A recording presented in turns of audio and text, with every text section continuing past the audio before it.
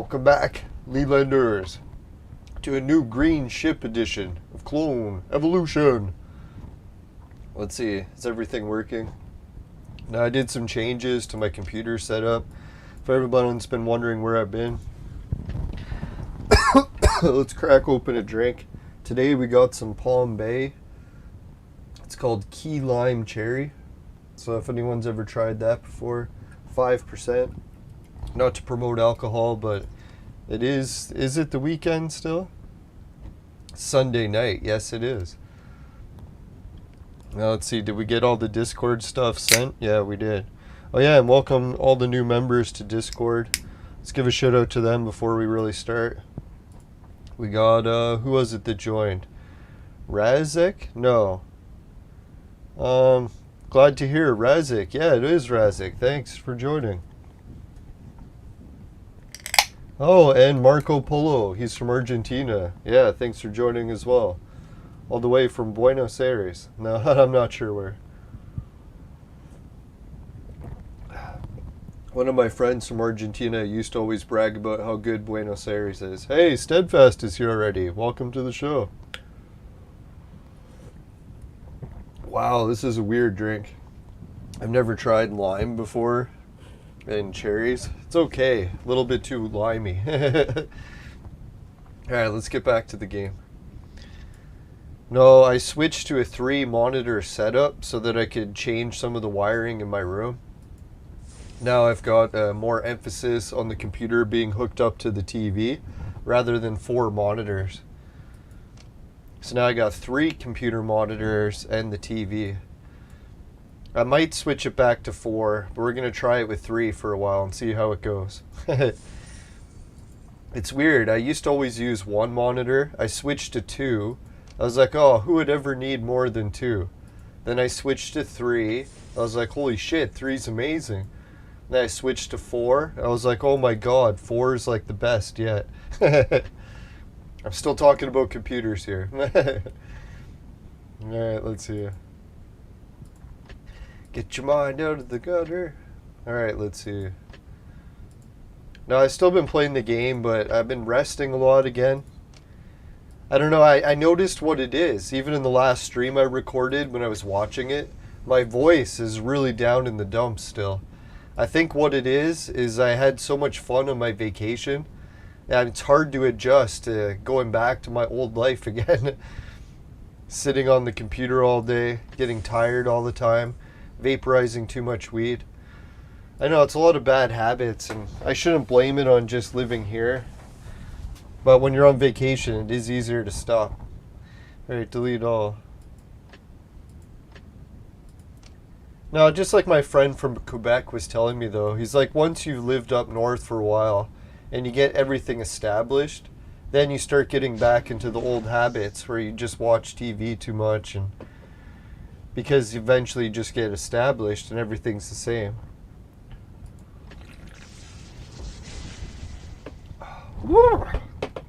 Wow, lime drink. I can't believe people drink that. I guess it's if you like a little bit of a punch to the face. Or a kick. Ooh.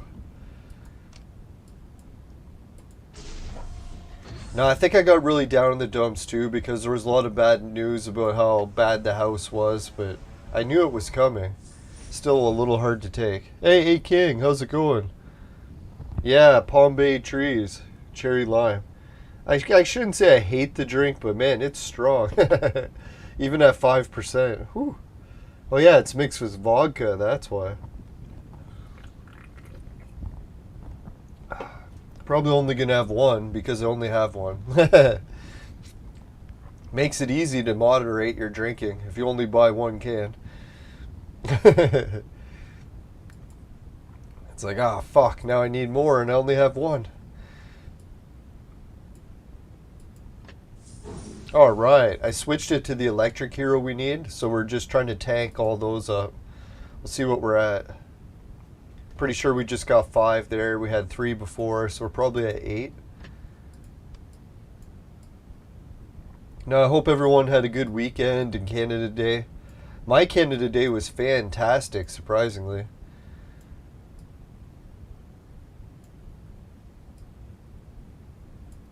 I ended up going to my first concert in years. Woo, it's 9.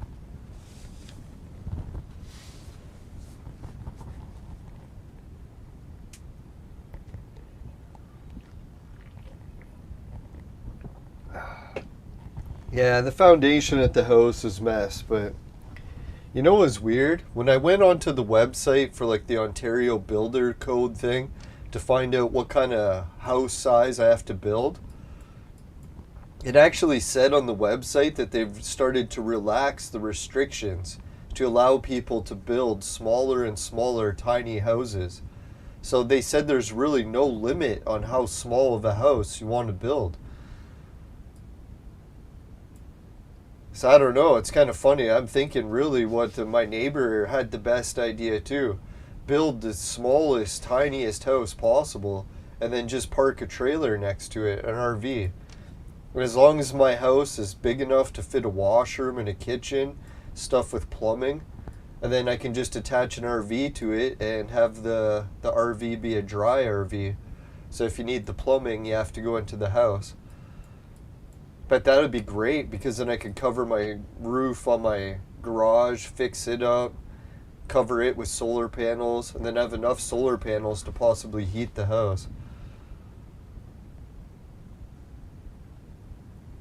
Yeah, there's probably frontage minimum allowed. I was looking into more about what my neighbor was talking about, and I think he's talking about maybe if you are part of Kearns, that they have less building restrictions, but I don't know. Even when I was in Kirkland Lake, the one house I was staying at, it had no basement. So it was just like a concrete foundation with a house built on top of it with no basement. Just a slab of concrete. So I was like, you know what? That's probably the road I'll go. Cheaper than a real foundation. If I had a bigger budget, obviously I would just rebuild a giant house, but well, I'll have to work with what I got. Who knows? I actually got some good news on the Intellivision front, and if that goes well, could turn it into a business idea one day. No, not only did I work out a deal with a Chinese supplier to make the new Intellivision converter cord for the Intellivision Classic, but I got them to agree on a price, and I got them to agree on a shipping price. The shipping price is high. It's because everything's crazy high now. But now we even agreed on a price to ship me 2 samples. So they're going to ship me 2 of the same cord to show that they could duplicate it and to make sure it works before I order like 100 of them. So we'll see. Now it's not too bad of an order. Hopefully I won't go broke trying to make it. We'll try to work something out, but yeah, it'd be kind of neat. Try these 2 cords. If they work, man, we'll be going ahead with it, I think. Oh, yes. We got 2 pieces of 140 gear. Now, I'll try to boost my voice up so I sound less down in the dumps. It's not so easy, but I'll try. Man. Now, it's the weirdest thing is I actually don't feel that down in the dumps, and I don't even notice it until I watch the video. It's like, holy shit, the way I'm talking, it's really down in the dumps. We're at 1,000. Yes! Another 1,000 joules. Fucking right.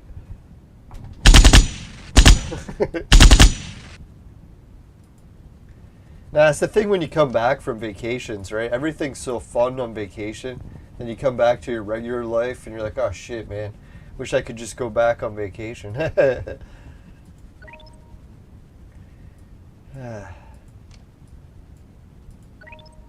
Now, I think the hardest part would have been, too, is if I got to the marina and the other beaches that Steadfast showed me that if everything sucked there, then I would have been like, oh, it doesn't matter if I rebuild because it's shitty here anyways. But then it turned out the beach was like the nicest marina I've ever seen in my life. And I was like, oh my God, super nice.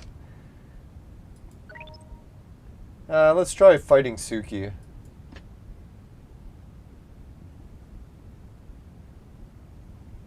Yeah, that's the cord. E-King's wondering. That's the cord for the flashback controller to work with the Intellivision 2. They actually wired 2 sample cords, and they're going to ship, they've already shipped them from China, and they put them in express shipping. I think the express shipping and the cords is going to run me around 40 bucks Canadian, but they're sending me 2 of them. I was like, oh my god, 2 of the cords? Even for express shipping? It's like, holy, they must really want the contract to make them, right? Yeah. Yeah, it's unreal. It just goes to show you, if you like put your mind to something that seems pretty difficult to do, working out some agreement with the factory that makes cords in China, but it's doable. Little dedication. All right, registration. Yeah, that looks like a good lineup. You know, I'm tempted to do the upgrade. We haven't upgraded our team yet.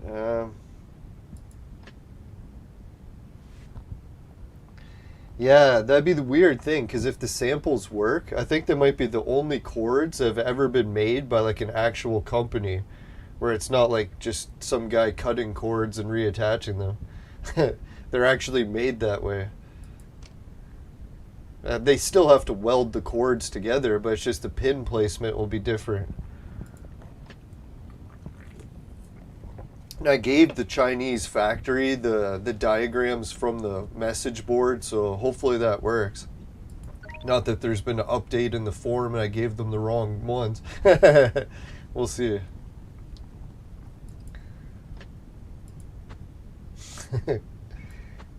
That's how I figured. It's better I do a couple samples to make sure I don't fuck the cord up first before ordering a whole bunch of them. God, hasn't that happened before?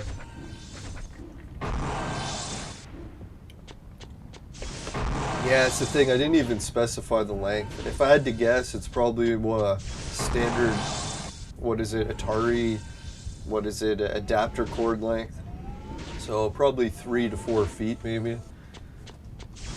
I'll have to, well, when the samples arrive, we'll see how long it is. That's what she said.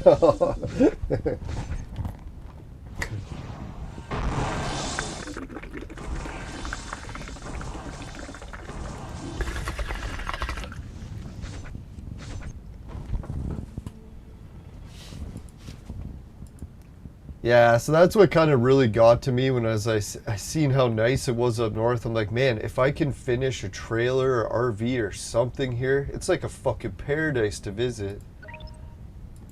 Damn, I don't know how long I would stay. Like really, even if it was like a tiny, tiny house, like just big enough to fit a few things,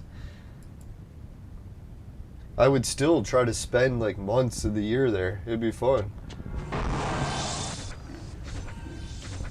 Who knows? If they get fast internet there one day, God, you could stay there full time. Who knows? Maybe I could adapt a lifestyle where I don't even need the internet, but hopefully that shouldn't be the issue for much longer. Yeah, and even the library, it did have reasonable internet. It was like enough that you could barely watch YouTube. No, I should tried it. I don't think I tried YouTube. I tried, what did I try? I tried streaming, and then that didn't go well. Clone Evolution, when I tried playing it at the library up north, just like playing it, not trying to stream it, it could play the game, but it would cut out every 15 minutes. So about every 15 minutes, I'd have to reload the game because it would lose connection. And who knows, maybe that was because I was outside of the library, excuse me.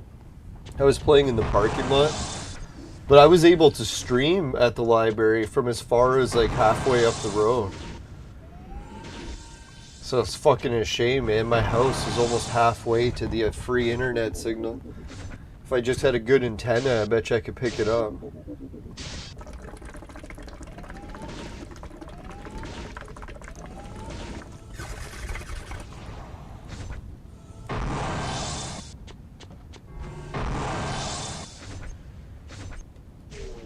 Oh, Steadfast found 5 of the 7 beaches. Oh, you know about speaking of big discoveries, especially to do with up north? Remember the one episode where I did this thing up north, or the gold ley line, and I showed how it goes up north, how it goes from Timmins to Kirkland Lake and then Ryan to Randa, and it just keeps going in that direction. So part of the video, I came by part of Africa with the ley line, and I'm like, look, this part of Africa must have more gold.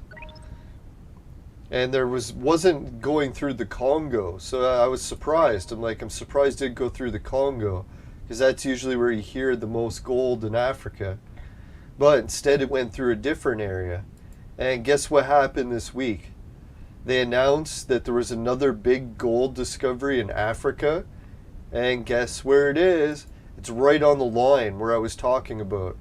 So I'm trying to think of the part of Africa. I think it's called Uganda. So yeah, they called it something like a $12 trillion gold discovery in Uganda.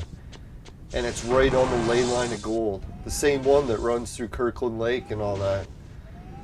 So it's funny how I did the YouTube episode. I'm like, hey, if any gold prospectors are looking, you might want to check on this line. Whoever was watching that episode and checked in Uganda. I'm sure it had nothing to do with the ley line episode. They were probably checking Uganda all along. And it just happened to be a recent discovery after I talked about it.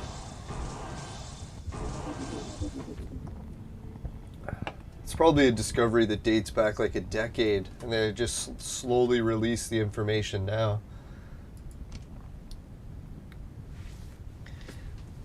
Yeah, so who would have figured, eh? If you keep following that line, there's probably a few other places too, because it seems like everywhere on that fucking line, man. And you can see the evidence for it up north, because it goes in a line. It's like Timmins, Ryan, Noranda, or yeah, Kirkland Lake, New Liskeard, V-Town. Now I noticed that a lot of the officials even refer to the place as V-Town, and I kind of like the name of that. It's ironic because the city I'm from is called Kitchener, but everyone here calls it K-Town. So it'd be weird if I moved from K-Town to V-Town. I'm just into towns.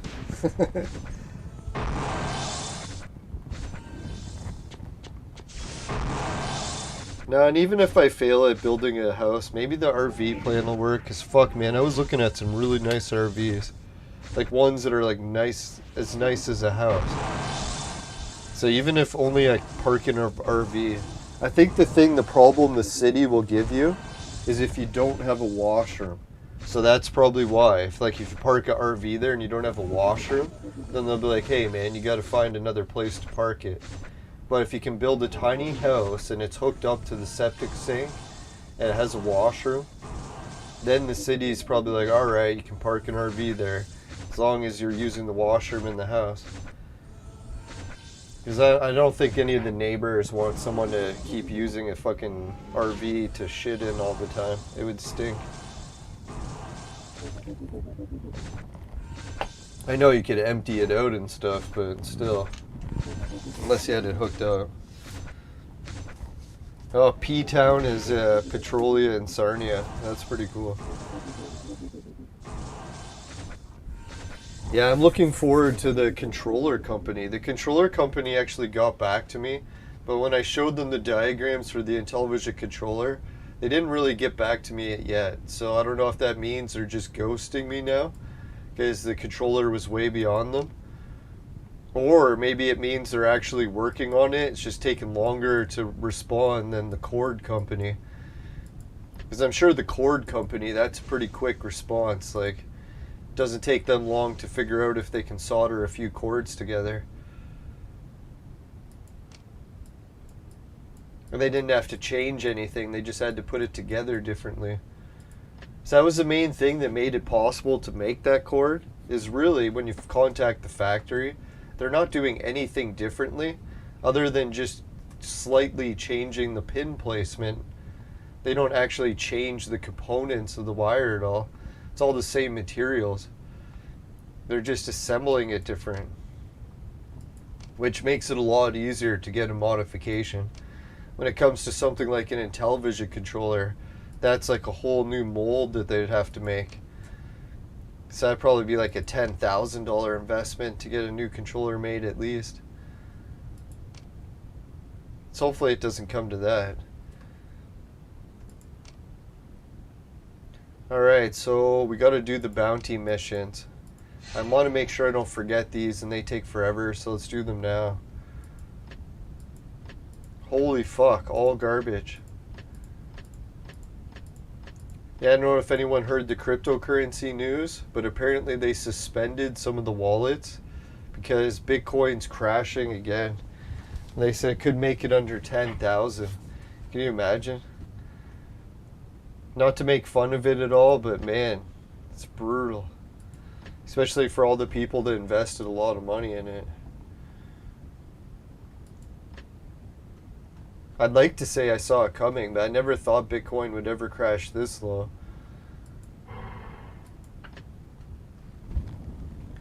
Now, some people told me they're buying in now that it's super low, but I don't know. To me, I would rather just invest in my property up north rather than take a chance on Bitcoins. The government keeps bragging about how they're going to shut Bitcoin down anyway, so... Who knows? Hopefully they'll fight it and Bitcoin won't get shut down. I'd like to see Bitcoin continue. Yeah, E-King's right in a way. Crypto is like essentially the ultimate, pyramid scheme. It's only worth anything if other people want it. It has no real value on its own. Without the pyramid, the value collapses. The whole value is the pyramid. Now, they always talked about it too, that a lot of the Bitcoins went missing right off the beginning too. So a lot of people are saying it always made the value very suspect because like almost 90% of the currency is missing. And I don't even know who has it. Could be just destroyed or lost, or it could just be a person who has it, could use it at any moment. Break it open. At least with a lot of the other cryptocurrencies, I think most of the currency is accounted for. They don't have like giant sums of it that are just vanished.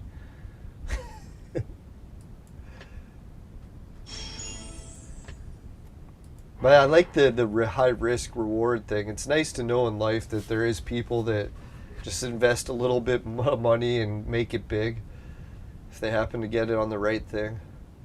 Invade it, risk it, invade. Excuse me. No, I'm feeling a bit slow. That drink hit me. I'll blame it on the drink.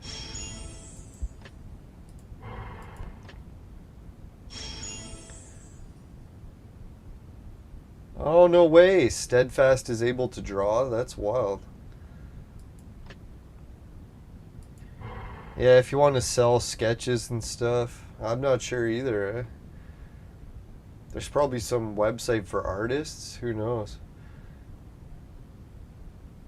Oh, actually, I know one way. I shouldn't say I don't know anyway. When I used to get booths at the convention, they have a section at the convention called Artist Alley. And if you get a booth there, then you can sell your artwork. So you could try selling it while people walk past. The one time I had a booth there, there's about 1,000 people that would walk past the booth every 5 to 10 minutes. It was fucking ridiculous. It was so many people, it would almost make you go nauseous. Because you're like looking up and there's just people and people and people. It's like, holy shit. And obviously not everyone stops to talk to you, but yeah, a lot of people do. Especially if you have good art. If you have good art, people will be like, ooh, are you the artist? And they'll start talking about buying art and stuff.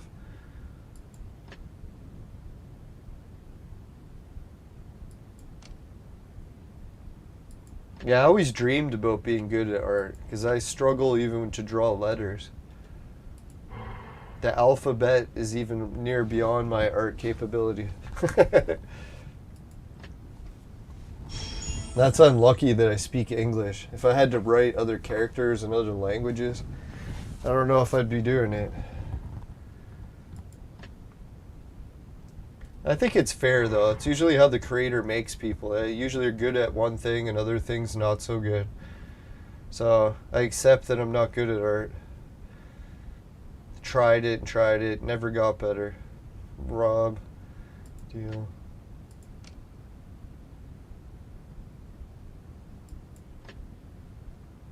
Rob the merchant.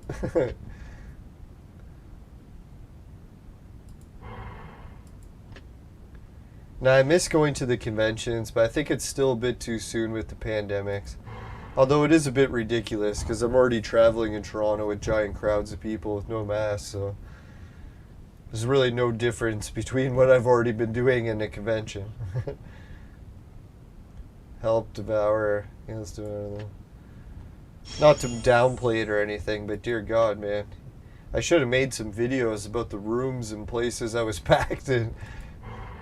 I tried not to think about it. I was like, man, if the virus really was real, I'd be fucked, because I was in like crowded spaces with like thousands of people all indoors with no masks, like shoulder to shoulder sardines, sometimes even in small confined places like buses and hallways, and did it for like a whole week non-stop.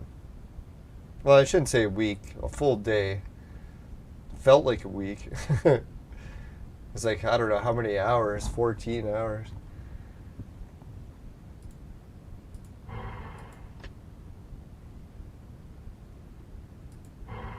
No, that bus trip, I really should have filmed more of it. I don't know how much of it I filmed even. I haven't finished watching it. Soon we'll have to edit the rest. I took a break from editing because, yeah, I was really tired. Doing a lot of sleeping. Oh yeah, and I got called in for one shift.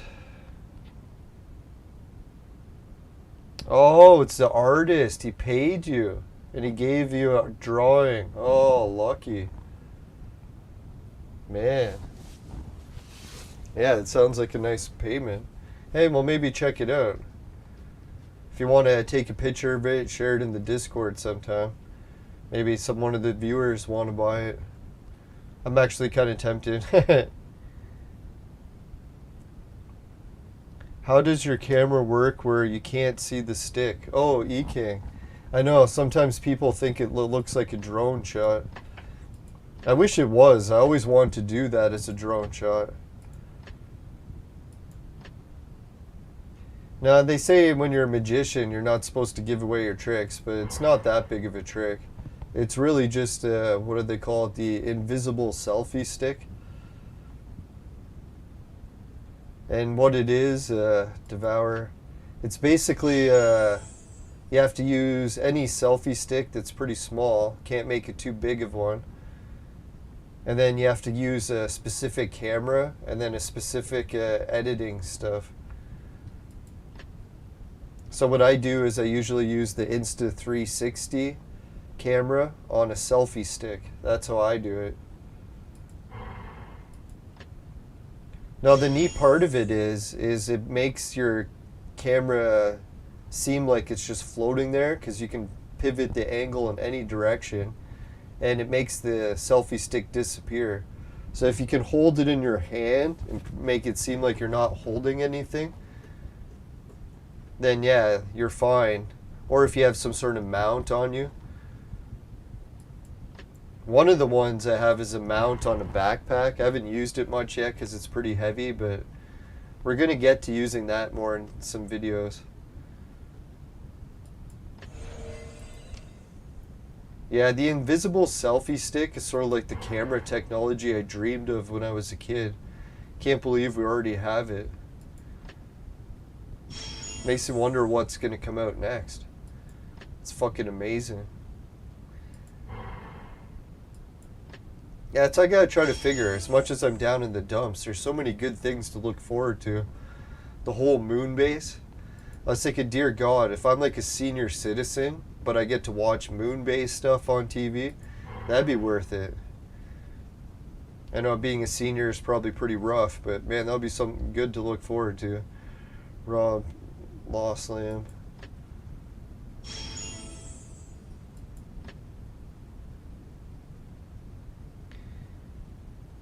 Yeah, the camera is a little bit on the small side too, so it's not that big of a deal to carry it. That's what I like. They came out with a newer version of it, but it was much heavier, so I actually brought the older one just so it was lighter.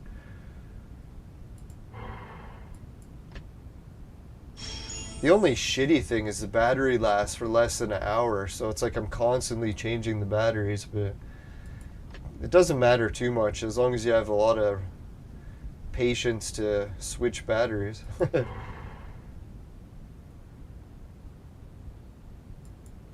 The fucking memory card was unreal too. I filmed like a week and still had enough in one memory card. I think I brought like 5 memory cards because I thought it was going to run out after one day. Hey Augusto, how's it going? You know, we're just trying to get some rewards completed. Try not to use too many bullets. Trying to finish a drink. Where did I leave it? Lime.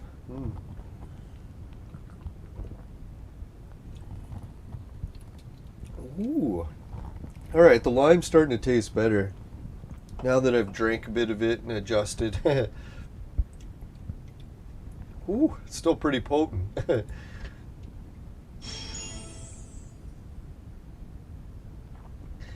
Yeah, that's what I was thinking. Well, I bet you by the time, if we live to be like 70 or 80, we'll be able to go to the moon. There'll be like an option where you can buy a ticket. So if we really hang on there and make it to the old age, it'll be worth it. Imagine making it to the moon. Seems ridiculous now, but I bet you it'll happen. That's a long time away still.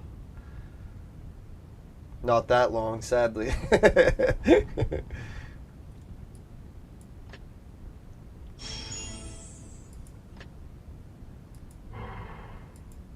No, I think, what is it, Russia and China, they both teamed up for their moon base.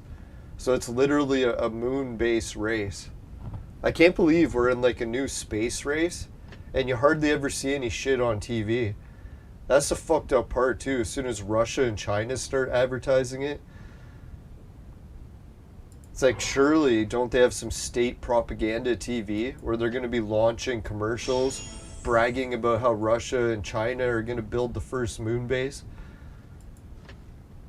Fuck, man, if I was in charge of China, I'd be bragging about it. Make sure everyone in China knows that they're dominating the states.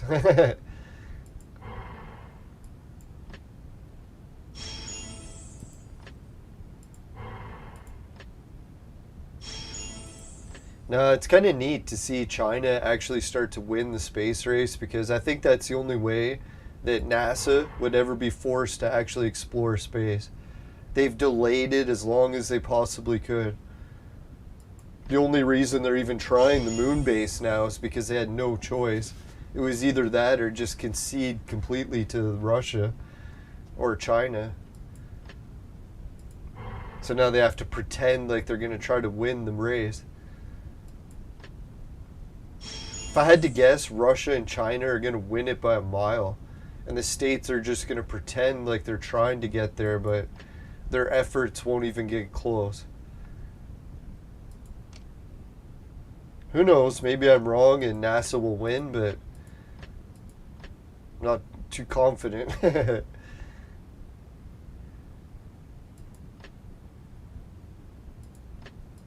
Yeah, I really don't want that one. If it was anything but that, that's just fucking garbage. I'm not going to waste all my bullets on that. If they're going to give me a reward, I'll take something that's actually decent. Some fucking trash. Yeah, at least that's better. Yeah, I guess we got no choice. We'll have to just go for these.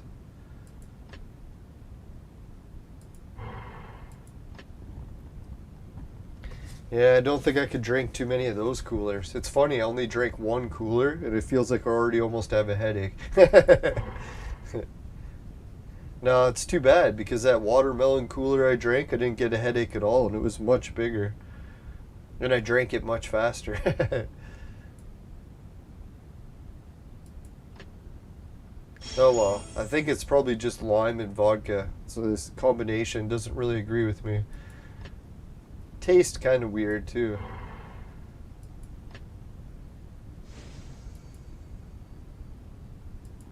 No, it's probably because I've been vaporizing too much today.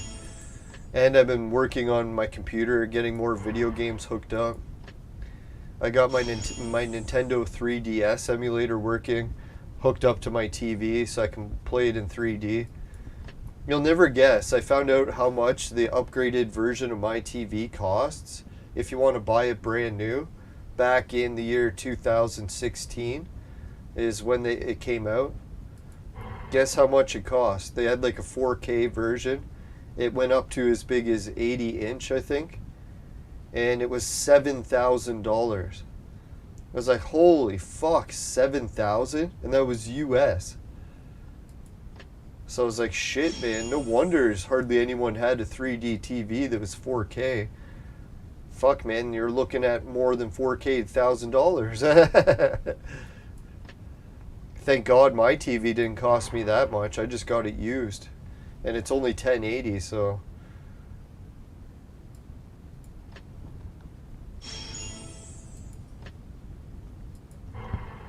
Now, so I can play Virtual Boy, I can play, Nintendo 3DS. I'm just experimenting with all the 3D TV stuff. Seems like a bit of a fad, but man, I never had a chance to get into it because I could never afford 3D TVs. So it was really, I had to wait till the used ones hit the market.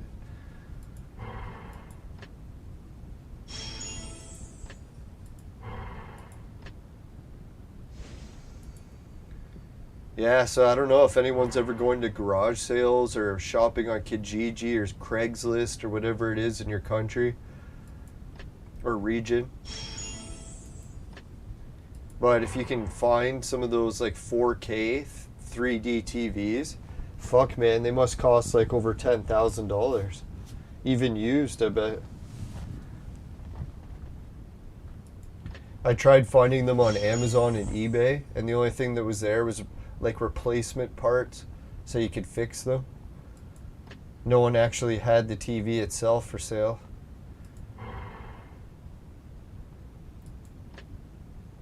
And you never know. There was like a magazine ad that was talking that said there was actually an 8K 3D TV that was scheduled to come out back in like 2018. And it just got canceled. Yeah, 3D TVs are so hard to find. I can't believe I got a used one. I got it by accident too. I was just buying a random TV. My good TV broke and I was like, fuck man, I gotta buy a used TV because I can't afford another new one. Turned out my used one was better than my new one. Bro. No, my TV turned out to be 1080, so I was like, oh shit, it's 1080. But then I found out it was a 3D TV. It was actually a really expensive one, so I turned out to be happy. Yeah, my brother actually has that TV still. I think he even kept the box for it. The PS3 TV, it was 3D TV. Except they use the shutter glasses. So they actually had a wire and it had to hook up to a wire for the glasses.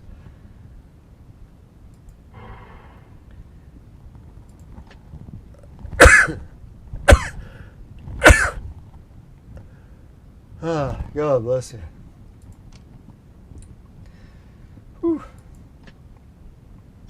Yes, we'll rob the merchant.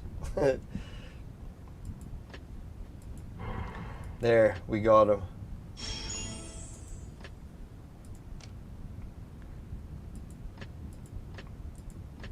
Now, I'm pretty sure what's going to happen in the future is when TVs become popular again for 3D, I'll buy a new one that's like a 4K 3D TV. Or maybe even the 8K one. That'd be wild. But until then, I'll just stick with my 1080 one and it'll probably last me quite a few years, let's hope. Knock on wood. I bet you I'll even repair this one when it breaks.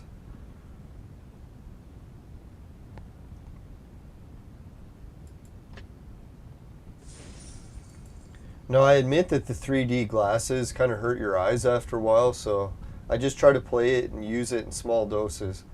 I'm not really into the marathon watching stuff anyways. Yeah, Steadfast wants to know if she can dig up some flowers. Yeah, help yourself to the ones on my place. Just beware of the dogs. The dogs are mostly friendly, but usually only when the owner's there. When the owner isn't there, the dogs bark quite a bit. Break open. Yeah, that's what I'm thinking. If I build like a tiny house to next to there, I want to keep the yard separate. I kind of considered talking about joining the yards and taking the fence out, but now that I think about it, I really should keep the fence between the two. Break it open, beacon, rob.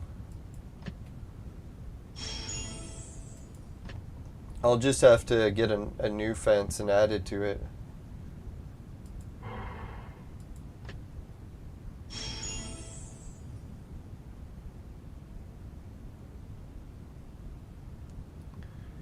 Yeah, the next time I come up north, I'm going to talk to some of my friends about getting a ride again too.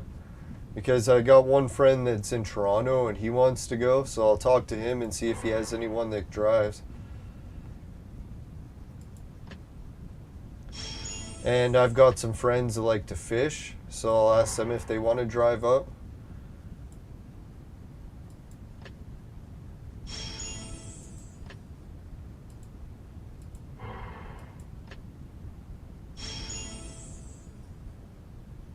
Holy shit, 3 dogs, yeah. See, I'm kind of lucky with dogs because I used to be really scared of them when I was a kid. But then as I got older and took care of dogs, I kind of lost my fear of dogs. I really should be more afraid of them, but no, they really don't bug me as much. Normally what happens when I see a dog, I always think that if it ever attacked you, you just got to make sure you get your neck protected. Because if a dog gets your neck, that's when you're really in trouble. Well, it's already game over by that point. So yeah, as long as it doesn't get your neck, then you're okay. No, my dad was telling me the best way, well, it's only if you're getting attacked by dogs, obviously, but if you're getting attacked by, like, say, a wolf or like a fox or a coyote, some sort of wild dog, usually a dog's weak point, well, if you can't hit its nose, is going to be its ribs. Apparently dogs have really weak rib cages. So obviously not pet dogs or anything, but if you're getting attacked by a coyote or a wolf or something and it's killing you, then you might have to kick it in the ribs. Might. Try peacefully negotiating first. Do not condone violence, even towards attack animals.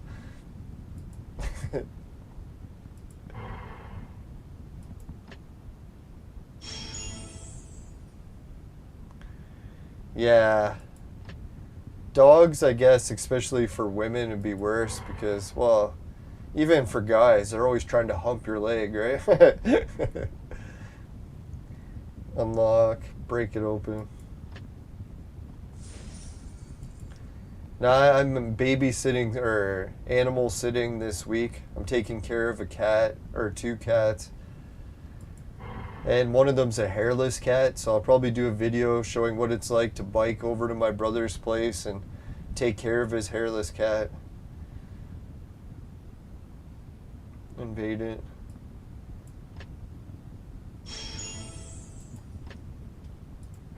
Now, his hairless cat is usually really friendly, but it has bit me a few times. You have to keep an eye on it.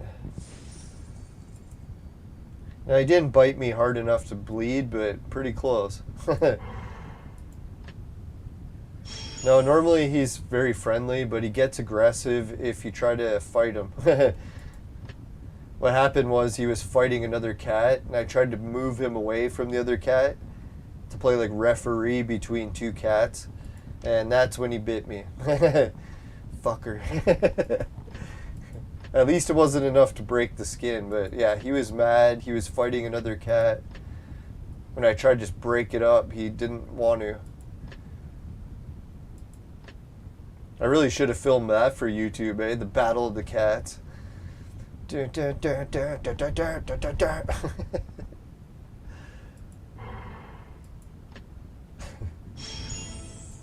Especially the hairless cat, man. I feel bad for when he fights because you can see exactly where he gets injured. There's no fur to cover any of the injuries. So you can see all the scratch marks, all the scabs. One time he was fighting, his whole face was just covered in scratch marks. Luckily his eyes didn't get scratched out. Deal or rob? Let's try dealing. Oh yeah! Let's deal with them. Yeah, same with a wolf, right? If a wolf attacks you, if you can kick its ribs, you might have a chance. Only in defense, right? Hopefully most wolves are nice and will just leave us alone.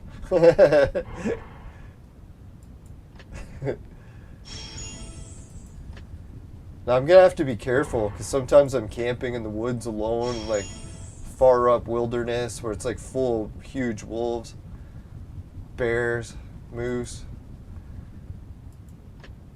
Luckily last time I was camping, I just camped on my front lawn. Fuck, man, was that tent ever comfortable? The times we had mattresses in it, man, it was nice.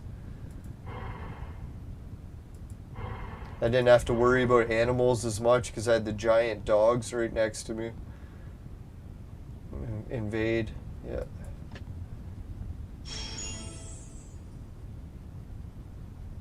Yeah, I don't think the wolf would come into town unless it had rabies or something. If it had rabies, maybe then it'd be all fucked up and do crazy shit, but most times the wolf will just be in the wilderness.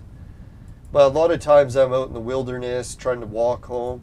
I don't make it home in time, so I'm like walking in the middle of the night alone in like the back country. I know it's not a good idea. I gotta stop doing that. No, the one episode I ran into viewers. They're like, hey, we watch your YouTube channel. I'm like, really? Like, I gotta go. We're almost getting attacked by animals.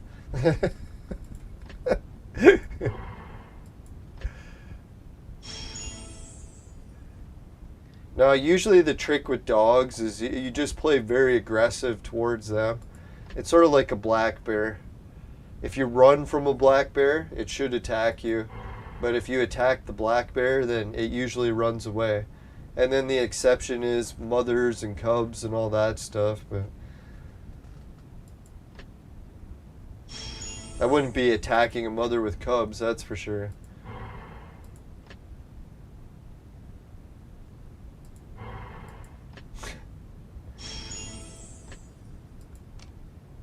No, luckily I've never had to test any of my bear knowledge yet. I did bring bear spray last trip, but thankfully never had to use it.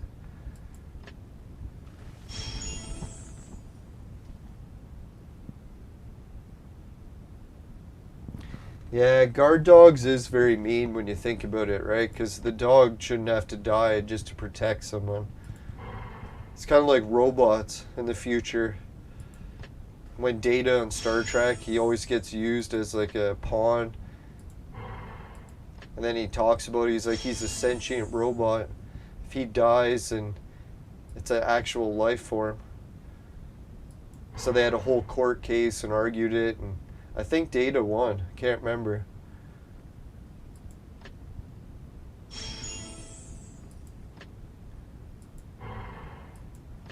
Now, you feel bad for the dogs that live up north too, because they get lots of mosquito bites, right?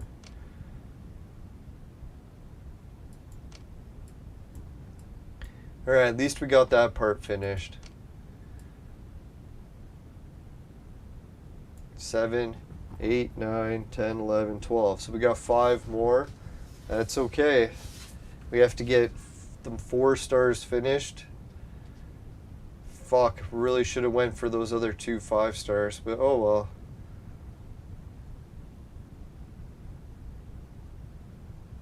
Yeah, there's links in Puma up around V-Town.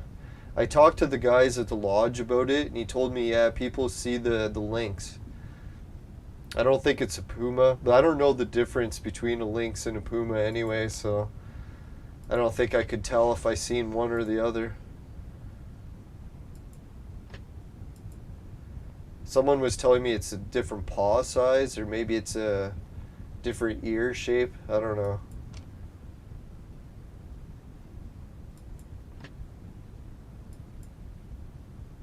Conquerors, not counselors. Oh. Oh yeah, the Canada Day stuff. I forgot to mention what happened. I went downtown and I just biked there. And when I got partway there, it was stupid because I brought my bike and it was closed. So you couldn't bike anywhere. You had to walk once you got there. So I literally just rode my bike for 5 minutes and then had to walk the rest of the way anyways. But the stage was packed, or the crowd was packed. The stage was pretty big, and it was a free concert. Obviously, I got there late, so I didn't get front row. But what I did is I went to like the side where I tried to get my bike in a place where there wasn't any people. And it turns out I got like this really cool like backstage view. So I could see the band, I could see their faces. It was actually really close. But I was just on this weird side angle.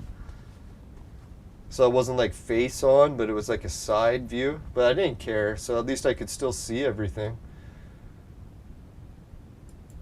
The wild part was too, it was just so many people. It's the biggest concert I think I've ever been to. So it was kind of nice to go to like a giant concert. I hadn't been to one of those in ages. Well before the lockdowns. Yeah, the Lynx is much smaller. 50 pounds smaller. The weird thing is the mountain lion has even been spotted here. And guess where? Where they built my new disc golf course. The one that I convinced the city to help build. Or I helped convince. And then the city built it. Yeah, it's one of the things I think will help cheer me up too. Is once I get to play the new disc golf course. Because I'll be like, holy shit, man, I actually helped build the disc golf course. So having that sort of accomplishment should help cheer me up a bit. Let's hope. Hopefully it's not one of those situations where I just hate the course. I'm like, no! I'm sure I won't hate it. Who knows, maybe the cougar really is there. So my disc golf course will be deadly. Just the way I like it. Alright, so yeah, we can substitute Monk out. He's good charged.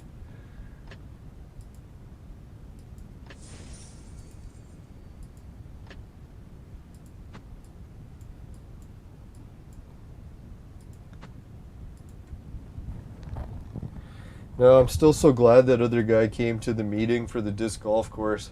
You can imagine if it was just me versus City Hall trying to talk to them. Luckily, there was another guy helping the discussion.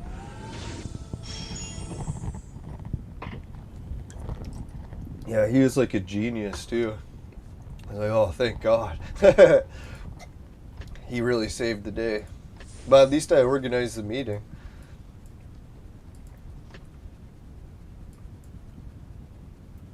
That's how I figure too. You never have to get too down the dumps so you're not the smartest person in the world, because man, I was the dumbest person in the room in that situation.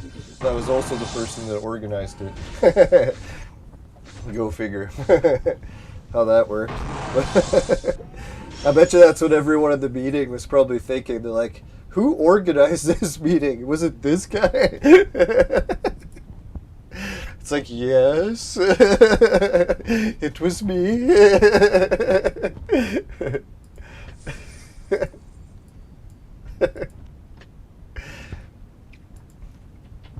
And the meeting went well, too, of all things.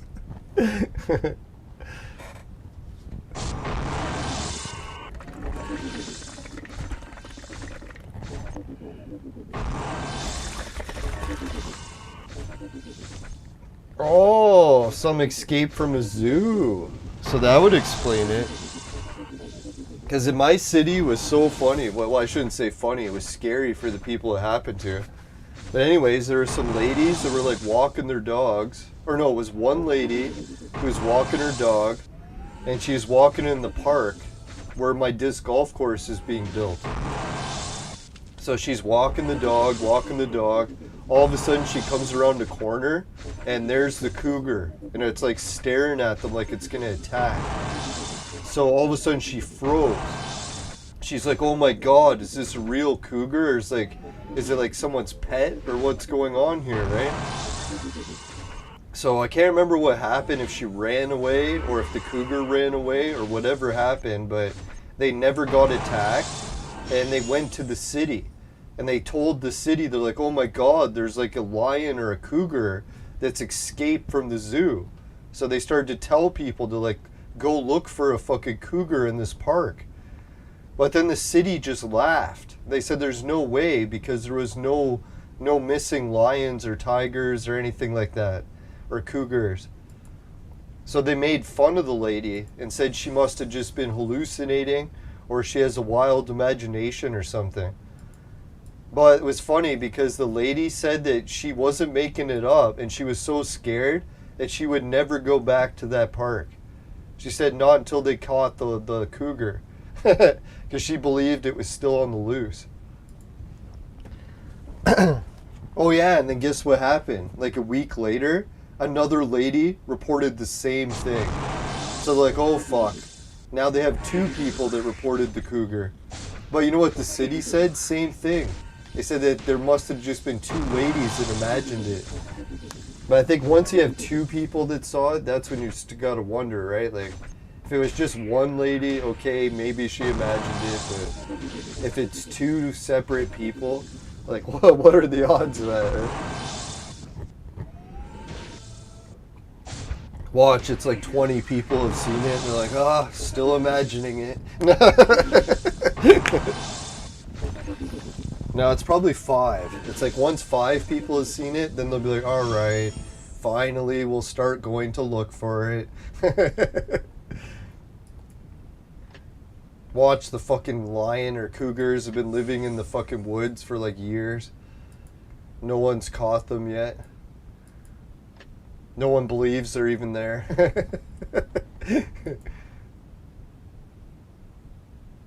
Yeah, a puma. That's it. Puma. Or puma. Yeah, puma. Puma.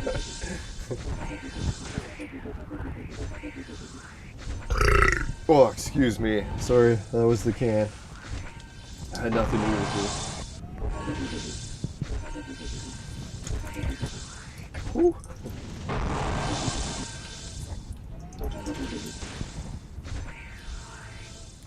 Yeah, there is some cougars in Canada in the wild, but usually they're in the west coast. So most people think there's no way that they can get from one coast to the other. And obviously in the olden days we still had them, so I think what happened is we hunted them to extinction here.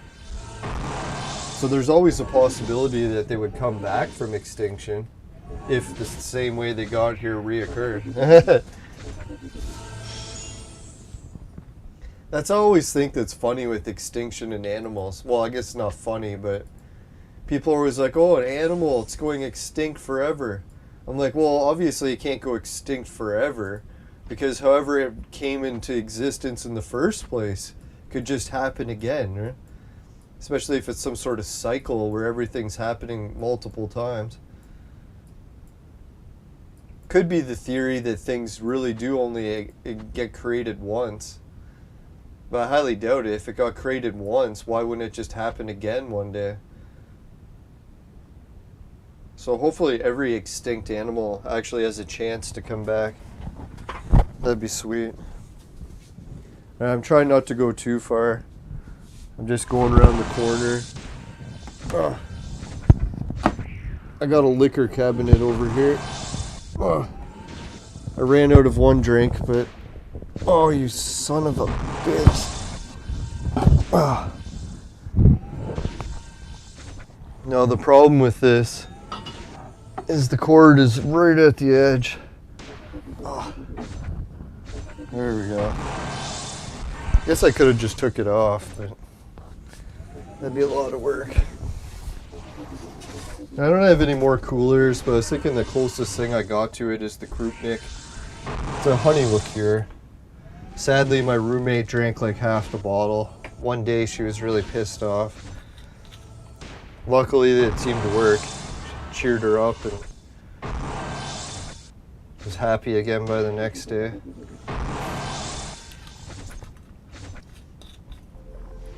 Now this stuff is, what is it, made in Poland? It's only 38% alcohol. And they just mix honey and vodka. It actually almost tastes like pure honey, so it's kind of weird. Such strong vodka, but yet it tastes like honey.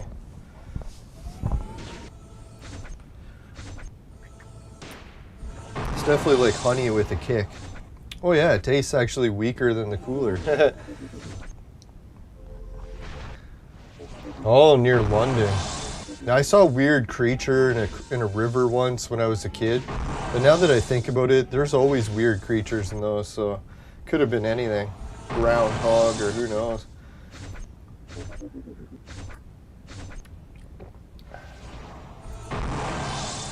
The scariest creature I came across in the woods was one time I ran into a pack of deer. And I was alone in like midnight. Just like wandering around in the sand dunes. Because they have some sand dunes in the pinery. So you're not supposed to walk in the sand dunes, and I kind of got lost in them.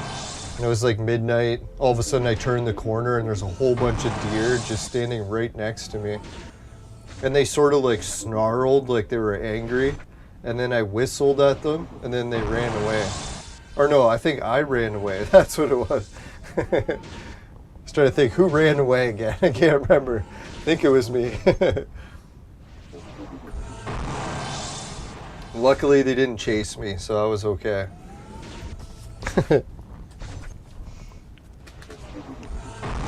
And it was hard for me to even see them, too, because I didn't have a flashlight, and I was just wandering, and it was a new moon, so almost no moonlight. It was like pitch black, wandering in the fucking deserts, well, sand dunes.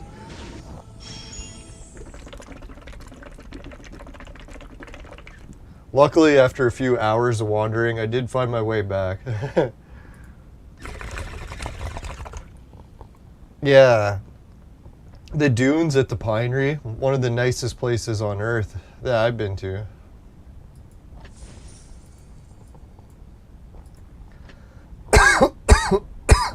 Sadly, they kind of ruined the dunes. I don't know if anyone remembers the dunes in the 80s and compares to the dunes today.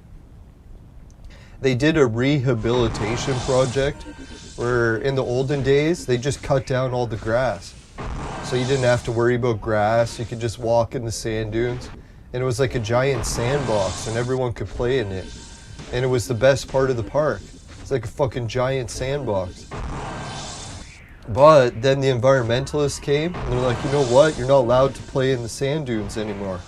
We're like, why the fuck not, right? It's like the best part of the park. And then they said the reason is they're gonna plant the fucking sand dune grass because they're worried that erosion was gonna destroy the sand dunes. So I was like, what the fuck ever? So yeah, they planted all the long grass, and guess what happened? Now the long grass is just filled with ticks. So everyone's complaining that they're getting bit by ticks all the time. Like, well, fuck, man, what do you think ticks live in? They live in the long grass. So if you restore the habitat of ticks, guess what came with it? Fucking ticks. So it really sucks. Not only can't you walk in the dunes anymore, but if you tried, they're full of ticks. So I don't know, I get it that they wanted to save the dunes, but the erosion was never a problem. Like, there was never a point where you looked at it and you're like, oh my god, erosion's destroying everything. Like, you could play there for thousands of years and it would never destroy the dunes. Sure, it moved some of the sand, but the wind would just replace it in like seconds. Because how the dune worked is the dune was basically just a shape, and then wind would come in and blow new sand in every day. So anytime someone would go and play in it, then all of a sudden wind would come in and fill it back up, right? So basically every time you came back in, it looked the same. So I don't understand why they had to add the grass. I guess because they figured maybe that it was going to destroy it after thousands of years of playing in it or something, but I really don't think it would have, because there's no way. Even the Ice Age could barely fucking destroy it. So if the Ice Age couldn't fucking destroy it, how the hell is people playing in it going to? It's not going to damage it worse than the fucking ice sheet did.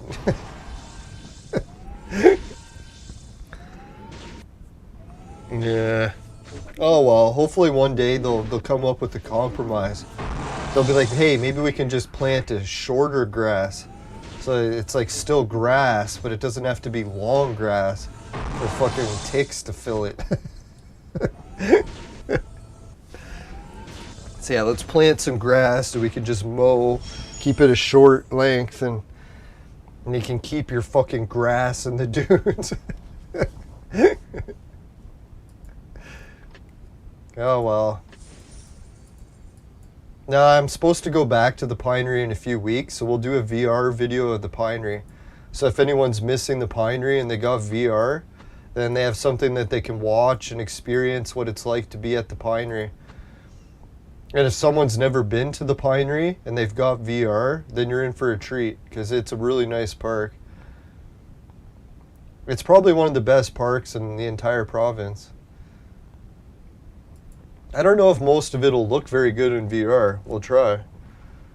Sand dunes I can't even go in. Excuse me. Who knows? It's better that I don't go in sand dunes, because it would probably break some of the camera anyway. Alright, here's the last battle. Hopefully we can defeat it. We can reach our ultimate goal, getting our hands on the chest.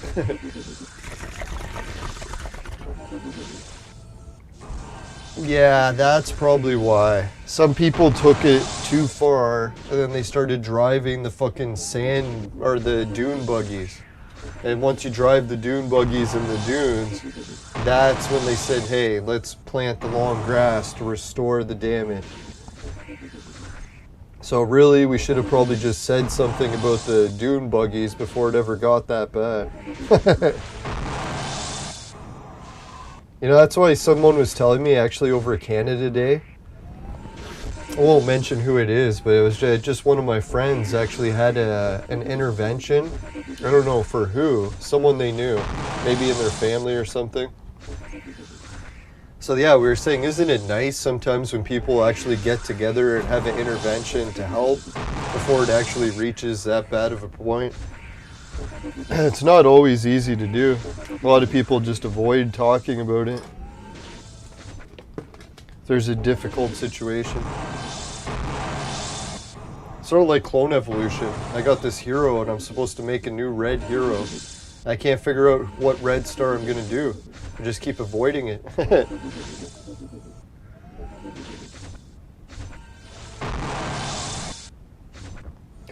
A big flamingo. That's cool. Yeah, if I had to guess. Yeah, the flamingo. Now, if any of the viewers don't know, Steadfast likes flamingos. And if you watch the travel vlogs, you might already know. I tried to add it to part of it.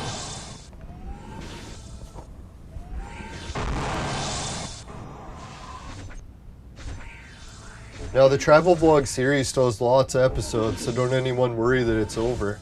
I just got into I needed a break from editing it. I kind of get sick of editing every day, so kind of took like a week off from editing.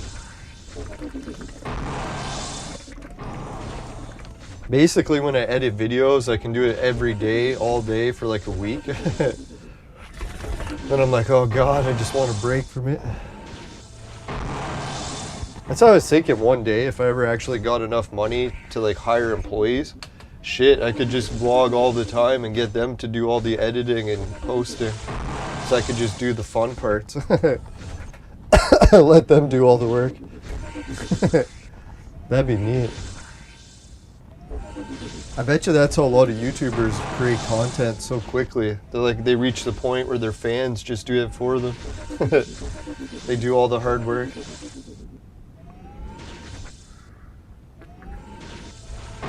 Oh, the float down in August near there, in Port Huron.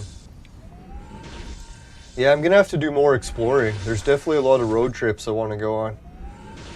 Luckily, my brother's got a nice vehicle. It'd be nice if we could pick up Steadfast and give her a ride at some point, after she gave us rides so many times too. No, I think one of these days I'll probably get like an automated car once they have driverless cars. I would get a license, but I'm not really the greatest driver. I know some people just try to drive no matter what, but for me, I don't know. I don't think driving's the greatest plan. Especially because I end up drinking and smoking all day, so the two don't usually mix, right?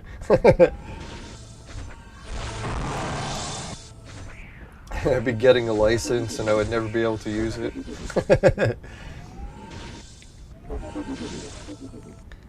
Boom, boom, boom.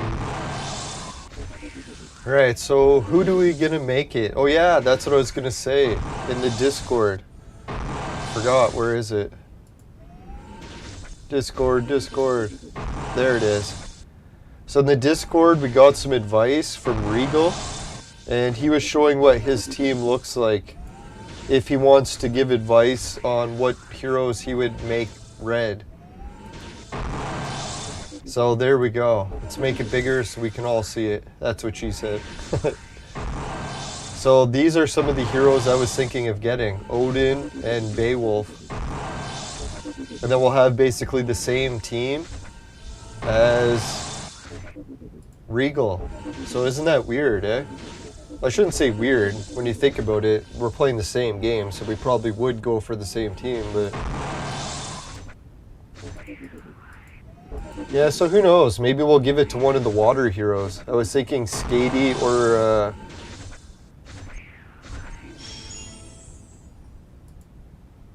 Yes! We got our hands on the gold chest.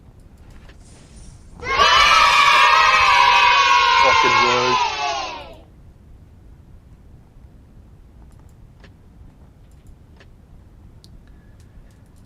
You know what I think that the hardest part about coming back from my vacation too is when I'm on vacation, it feels like I got my independence back again.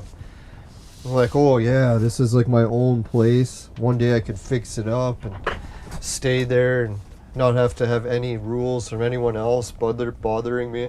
That whole feeling of freedom. Oh, it was a nice feeling, even as short-lived as it was.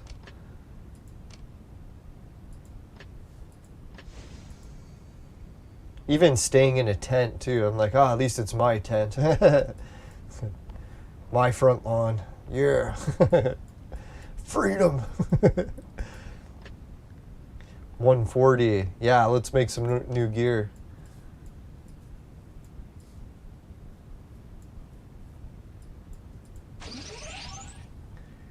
Yeah, it got to the point where I was like staying in a tent for days on end because it just wouldn't stop raining.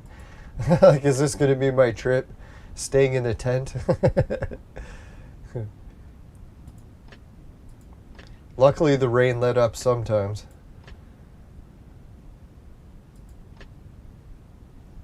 Ooh, we're getting closer. Yeah. Even got some ore back.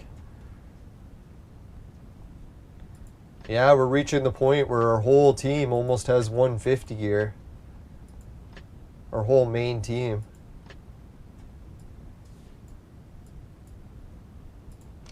So let's look over the team again. Who we're thinking about upgrading. The hero that we're consuming is a fire hero. So what we can do is we could give it to Skady or Sekhmet and make her double star fire. That seems like a waste though. If I had to guess who we're going to give it to, let's say Nemesis or Skady. I'm thinking more the Nemesis route. I don't know. Or should we go Skady? We probably should go Skady because I really never use Skady and everyone's like, oh, she's so good. Let's get her up to actual red stars so we can start to see why everyone's like, oh, she's so good. Right now it's hard to tell. Other than she's got nice boobs. Man, doesn't almost every hero in this game? Man. Even some of the guys. No, just kidding. Alright. We got some plunder points, so let's use them. I actually used my wrong ship by accident. I'm thinking I'm going to demolish some ships. Has anyone tried ship demolishing yet?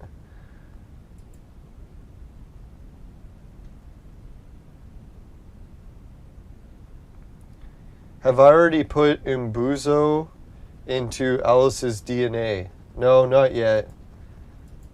Alice doesn't have any DNA linked right now. Sadly. I had DNA linked to Alice before, but I ended up having to use her for a transformation.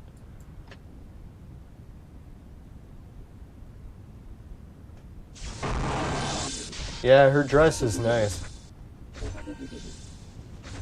Yeah, that was the one thing I started to notice when I was editing the videos. I usually don't notice in person, but no, Steadfast had like a nice dress or something on each episode. I was like, what the hell? I didn't even notice in person. I think it's because I'm too much like the Mennonites. In a way, it's like I try not to judge people by their clothing. To the point where I usually don't even notice what people wear. It's not till like watching it on TV or something. I'm like, hey, look at what they're wearing.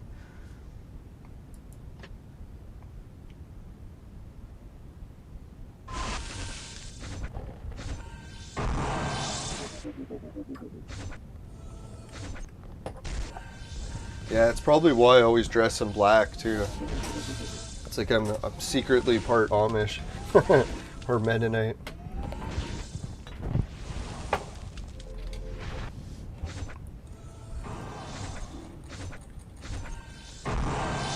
Now, if anyone's wondering the temperatures here, it's basically been like almost fall, where it's boiling hot during the day, but at night it gets really cold. Someone was saying that it almost got to like near frost again. I was like, yeah, it feels like that.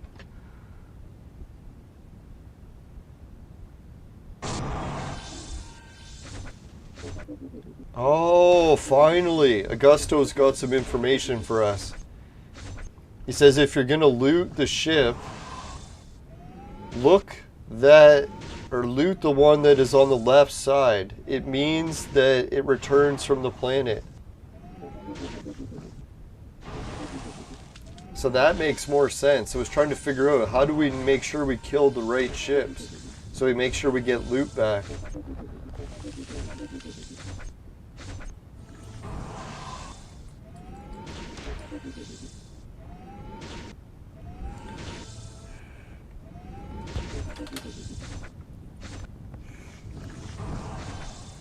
Now, one of these days I'm going to have to buy a whole new wardrobe.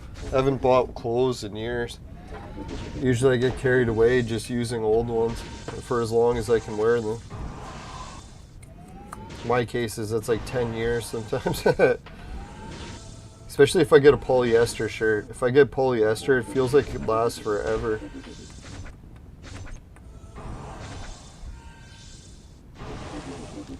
Oh, yeah. That's good news. Razik just joined the chat. How's it going? Oh, yeah, he's been here a while. And he says, I don't know if he mentioned it earlier, but when you use the power spray, it actually takes 12 minutes off the travel time. So that's good to know. I was asking that in the chat too. I'm like, what the hell does the power spray do?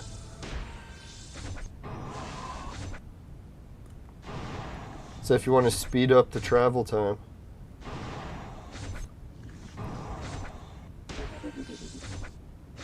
Yeah, I just realized that. I made such a dumb mistake when I was traveling last time.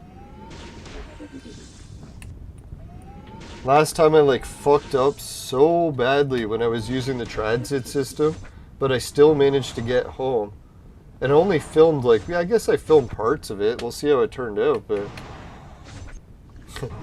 I think I actually didn't film the funniest part, sadly.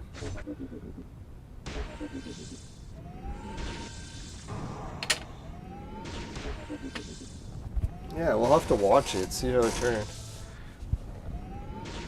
Yeah, Salvation Army, St. Vincent de Paul, Value Village. It's actually where my mom shops most of the time. She's really into second-hand stores. It's where she gets all the deals on stuff. My uncle used to do the volunteer work at the garden center, so he would go to the community center dinners.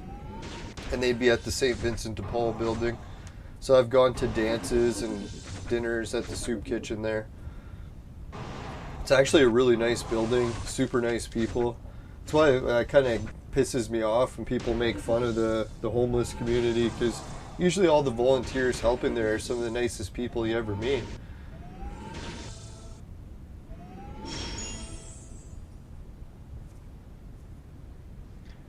Yeah, I only tried shopping at Value Village once, and it was when I was a kid, so I haven't really been there in years. I don't know what it's like still. I think back when I used to shop there, you could still get good deals on video games, but I bet you those deals are long gone. People fight over video games now. It's crazy. Alright, so look on the left side. I was trying to figure out where the hell is the left and right side.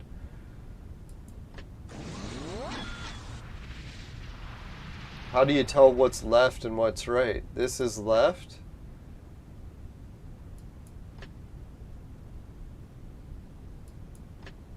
Doesn't it go in a full circle? Does anyone see the difference? How do you tell left from right? Maybe I read that wrong. Yeah, it's never a good idea to drink and drive, that's for sure. Or on anything. Who knows? Maybe even too much coffee. Or being tired. Being tired is one of the worst ones, right? People fall asleep at the wheel. Man, that's never good.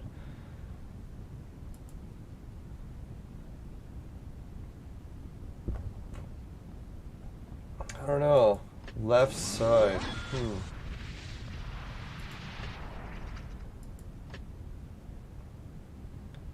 Man, all these ships look way too strong.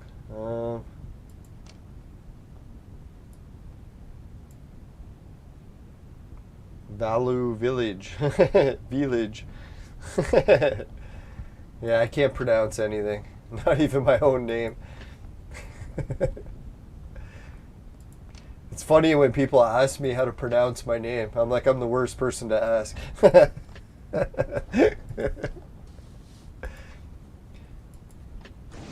No, there's a different way to pronounce everything, I guess, right? Proper ways, wrong ways. My way, wrong way. Oh, look below the ship name. It tells you the reward. All right, let's check there. So, Forerunner, win the battle to increase speed. Oh. Win the battle to increase speed. Win the battle to get resources. Oh. There we go. Now we're talking. All we had to do is read it. Win the battle to plunder the resources. Oh, this one's resources. Alright. Let's plunder it. Fucking right. Right. Razik deserves a reward. If only the show had rewards, we'd be giving it to Razik. Now, I'll have to try to come up with some show rewards again. Sorry, viewers, I don't know if anyone can tell, but my motivation these days has gone down the tubes like no tomorrow. I got it back during my holiday and trip, and now it's down the tubes again. You gotta get more productive. No, it's hard to be productive when you smoke weed all day and play video games. It gets a little bit unproductive, to say the least. Who knows? We'll try to get more productive again. We'll get out of this rut. We'll get her done. Who knows? Maybe I'll start getting some action where all of a sudden my place up north is demolished, get the new place built, then start actually having a place. That'll be fucking sweet.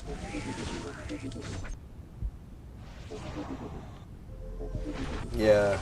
The whole speed thing, I noticed that. I'm not an impatient person, so I don't care how long it takes the ship to fly there. So I'm really not going to bother with the battle that's all about making it faster. Sometimes slower is better, right? That's what she said. Oh god, gotta get my mind out of the gutter.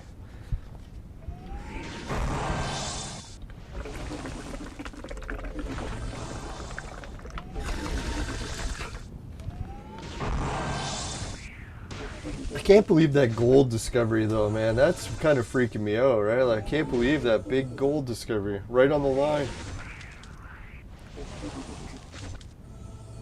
Should have really guessed it, but I guess I kind of did.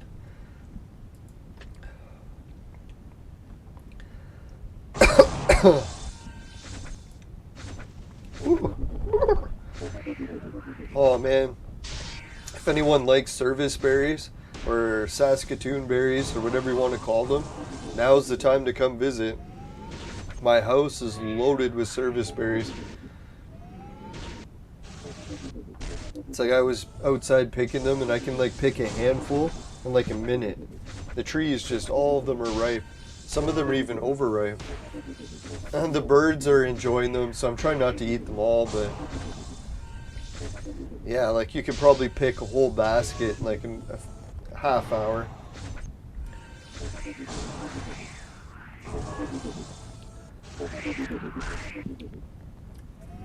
The only thing I don't like about service berries is they got seeds. So if you don't like eating seeds, some people just chew the seeds and eat them anyways, so it's like part of the berry. But I usually like to just chew them and then sort of like, what is it, chewing tobacco? Or I'll just chew it into like the corner of my mouth and then spit out the rest. So I get like 90% of the berry and spit out the seeds. Well, it depends where you're eating them too. If you're eating them indoors, then you won't really be spitting them everywhere.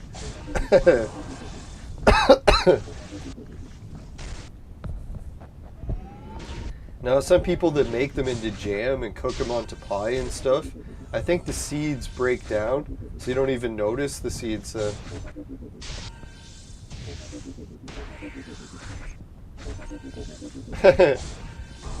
No, there only is my dad and my mom and all the members of my family all pronounce my name differently.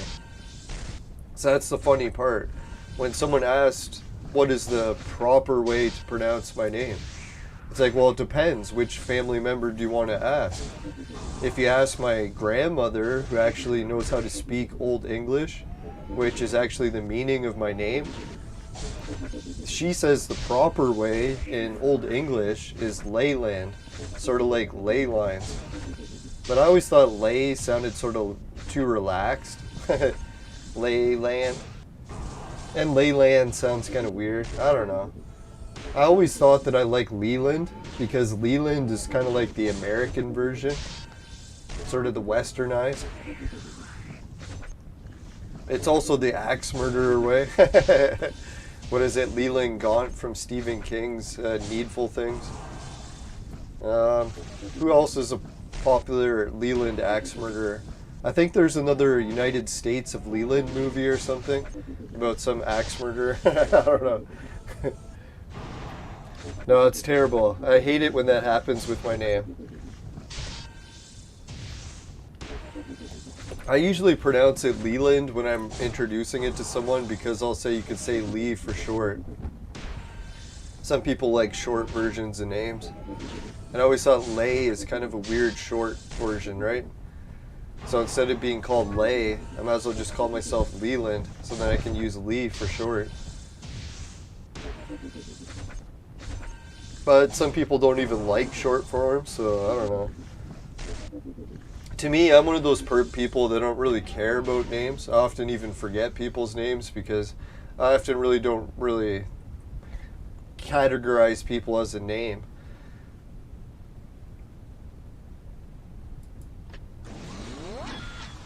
Win more resources. Alright, let's try it from the...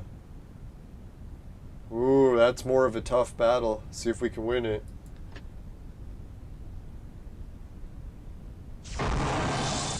Yeah, Layla is too close to Leyland.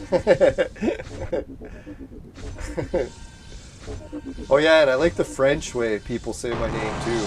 Leland. Because yeah, it almost sounds very French, right? Leland. And it's spelled perfectly too. Leland. So every time someone French says it Leland and then they're like, oh, should I say it differently? I'm like, no, actually. Leland is pretty cool. I almost wish I was French. Then I would go by that.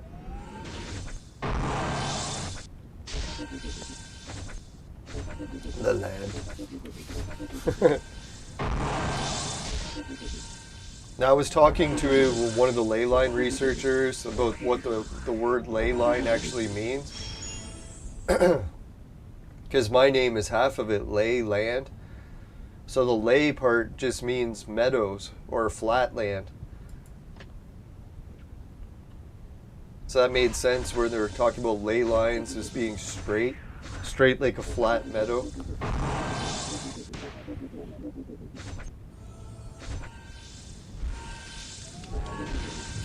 Yeah, that's what I think. Names, they say they're mispronounced, but really each accent can say a name differently, right?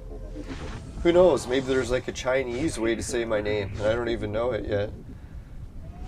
Or probably not, because there's not a lot of big L sounds in China, right?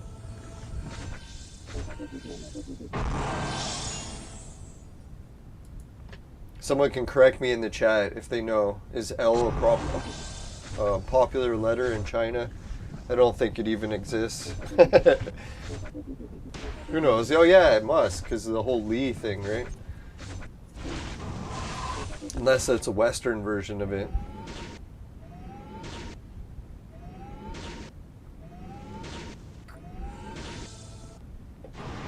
How could I forget Bruce Lee? Bruce Lee. Now I miss Bruce Lee movies. You know, that's what I should do. I should fucking sit down and make myself watch a Bruce Lee movie. Every time I get down in the dumps and I'm like, you know what, I'm getting lazy, I don't want to do anything, just watch a Bruce Lee movie. And if that doesn't cheer me up, I don't know what will. Fuck, I used to do that when I was growing up, was watch Enter the Dragon. Every time I'd watch Enter the Dragon, I'd be like, oh, so pumped after. Let's go bust some drug lords. Yeah, plundered more resources. Fucking right. Alright, so thanks viewers. Now we're actually plundering every time. Or near every time.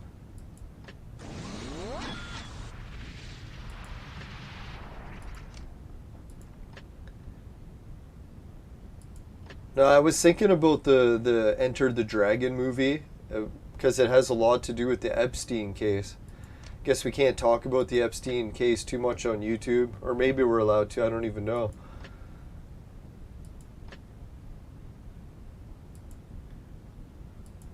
It was like some weird island where all these like sex trafficking and stuff was going on. That's what the Enter the Dragon movie was all about. Bruce Lee went there and tried to bust Epstein Island, basically. Win the battle, plunder the resources. Now, if anyone hasn't seen Enter the Dragon yet, oh man, are you ever in for a treat? Even if you don't like martial arts movies, there's actually not that many fights in it. Most of it is all about plot.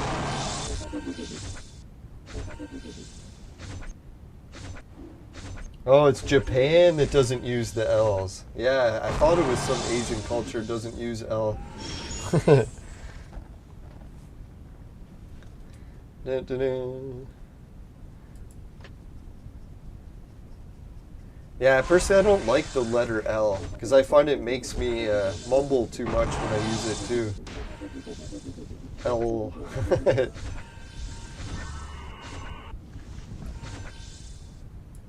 Monk, yeah. Monk can take 3 at a time. No problem.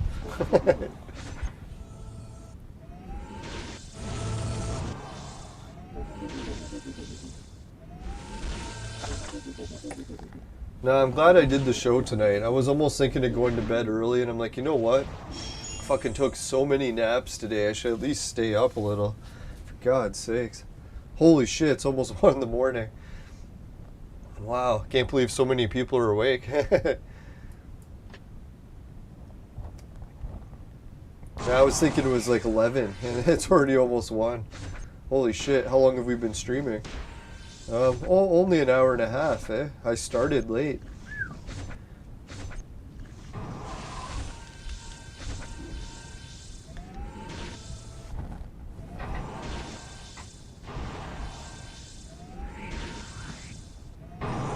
Yeah, I think that's what I'm going to work on tomorrow. Is maybe, I don't know if I have to work or not tomorrow, but if I get the day off work, well, we'll try to get another travel vlog edited. Because I really got to get those finished so I can delete the files and make more room to record new stuff. That's the best thing about YouTube. It's like they're a giant hard drive that can back up all my videos. And just hopefully my channel never gets fucked. Which it will one day. Who knows, maybe someone will back my channel up.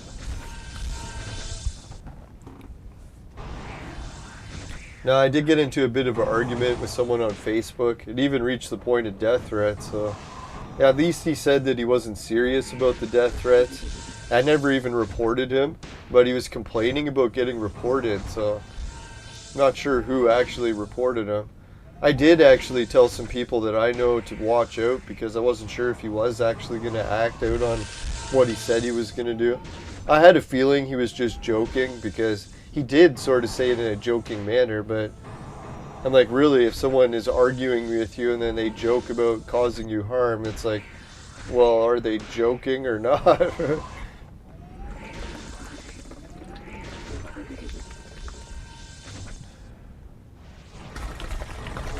Especially when you're doing sarcasm, right? Sarcasm never works online. Especially when it comes to something that serious. Now this game is basically like, I don't know how to explain it. I'm trying to think how to explain Clone Evolution. It's basically rock, paper, scissors. And each one of these little heroes has a different thing that they can do, like rock, paper, or scissors. Except instead of just being rock, paper, scissors, they break it down into elements. So we'll show how the elements work.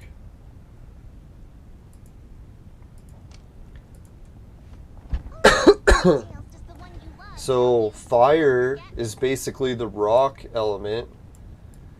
Shield is basically the paper element because it protects you.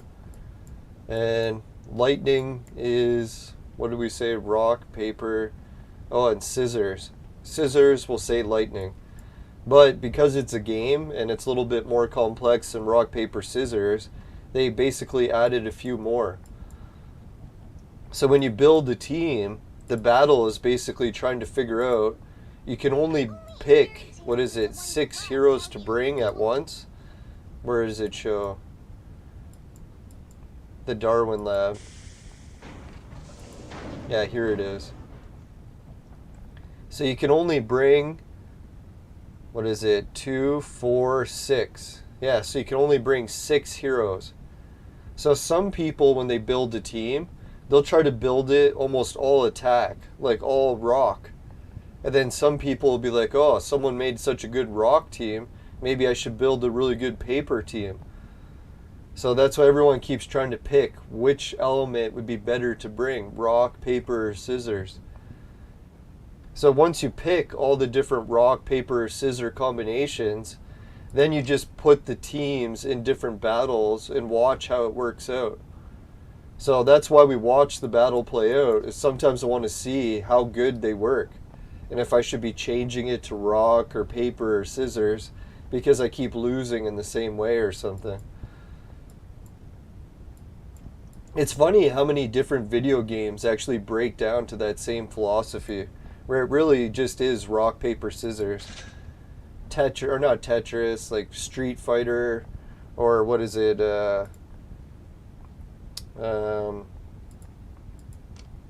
Battle Royale, Clone Evolution. Whole bunch of them are just basically rock, paper, scissors. Street Fighter, Tekken, all the fighting games. They're all just rock, paper, scissors.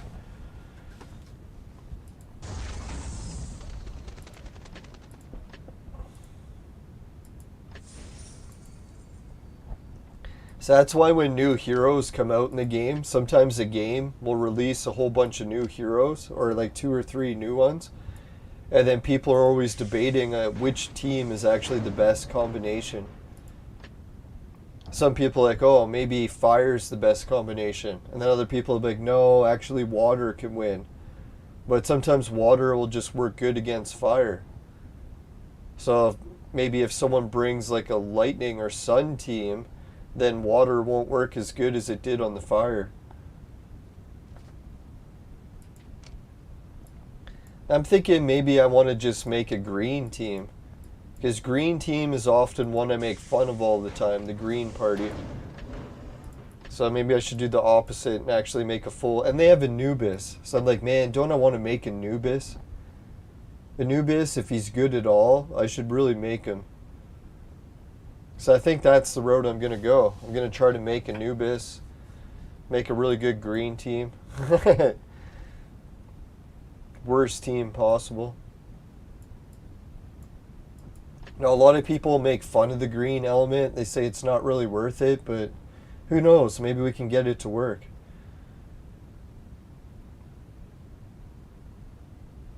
We just need 1 or 2 more of these guys. I think we need 2 of this guy. If we can get 2 of this guy, then we can make Anubis. Because we got these 2 already. We could make this guy today, but I don't really think he's worth it.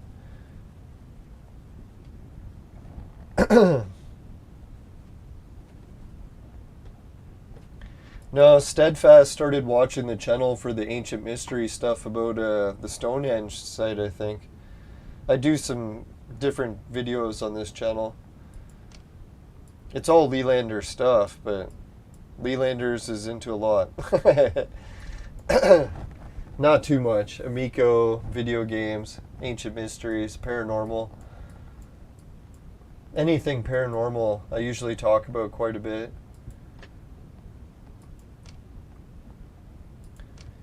Alright, so I think we're pretty much done everything we can do. What else did we forget? Oh yeah, if I forgot, we can just check the daily tasks. Holy shit, we got lots we didn't do. Dum-de-dum-dum. Let's try the casino spin first.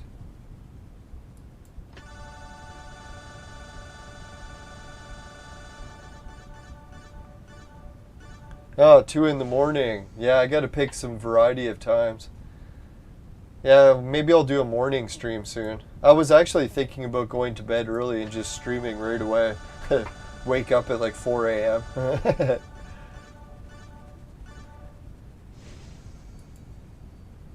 Yeah, it's like 1 a.m. my time, or 12:53 a.m.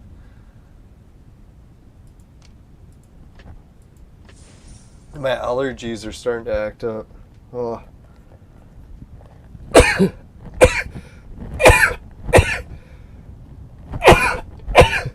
Oh, bless me. Yeah, that is a sneeze. I know it sounds like a cough, but...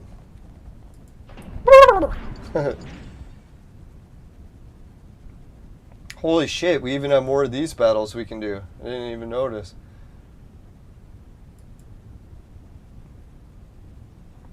It's probably because I drank too much. Not like out of moderation for YouTube standards much, but just enough that I definitely felt it. As the viewers can tell, I usually only drink when I'm doing the show because I have no one else to drink with. I hope, well, I shouldn't say I hope the viewers are drinking. I hope the viewers aren't drinking. They can join me with coffee and tea. I don't want to be promoting alcoholism. It's terrible. Look what it's done to me. It's all its fault. Yeah, the demons. That's what I was thinking. Don't we all have a certain amount of demons attached to us? It's almost impossible to get through life without at least one or two. Now, luckily I've gone through life and I haven't sensed too many demons in people. The only really strong demons where I realized I could sense demons was Mike Tyson. He has a really powerful one attached to him. I would be debatable if it actually is the God of War. Because yeah, when I seen Mike Tyson, my body just freaked the fuck out. Like it was literally like I had seen like Satan himself. I didn't even hate Mike Tyson. He's like one of my heroes. So I was really surprised that my body acted like that when I saw him. I was standing right next to him, so I got maybe a more impression than other people did, but I didn't even think about what it was until after I learned about sensing demons, and I was like, oh, that's probably what it was. And the only other demon that I sensed that was Buzz Aldrin. He's got a really strong one too. Actually almost as strong as Mike Tyson. So I was thinking whatever Buzz Aldrin found on the moon, he brought it back with him. That's what I was thinking. You think the Freemasons did it on purpose? They knew that Buzz Aldrin could bring a demon back if they did some sort of Freemason ritual. So they did, and Buzz Aldrin brought the demon back. It's kind of fucked up when you think about it, but...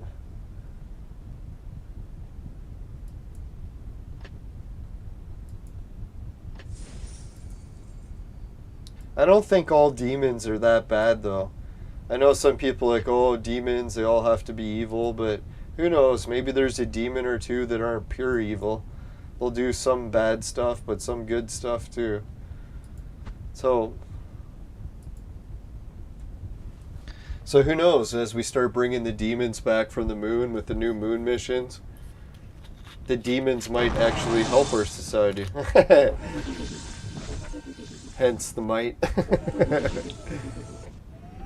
Now I think what'll happen is when the moon brings all the demons back to the earth, or when we bring them back from the moon, then people will be forced to actually learn about demons, because they'll be like, oh fuck, now we got some really strong demons. Before we only had like the medium strength demons, or even the minor strength. So most of the minor strength demons, it didn't actually bother the earth that much, so we never actually had to take demons seriously. We could just ignore them, pretend that they're not real. But as soon as the moon demons start coming back, then they'll be like, oh fuck, now we'll actually have to face demons. People realize, they're like, holy shit, man, something's really wrong with the astronauts, right? They come back and they're like totally possessed. They're like, ooh, what the fuck's going on?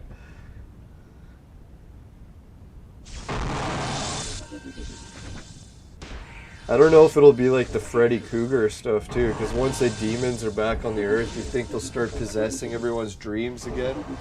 So a lot of people will start dreaming about demons.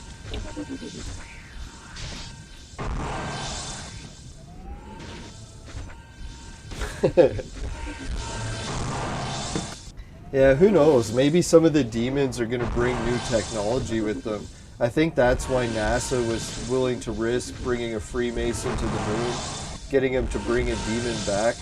They thought maybe Buzz Aldrin would give us some new technology. I bet you Buzz probably does have new technology, but he's holding back and he doesn't give us any. Or who knows, maybe he tried giving it to NASA and they didn't even want to use it.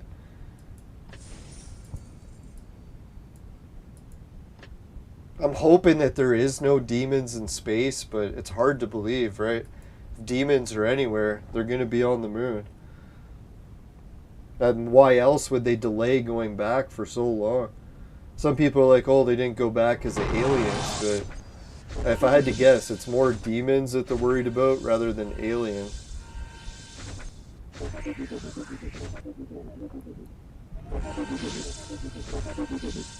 Who knows? Maybe aliens are more real than demons, but could be one of those things where neither of them are real.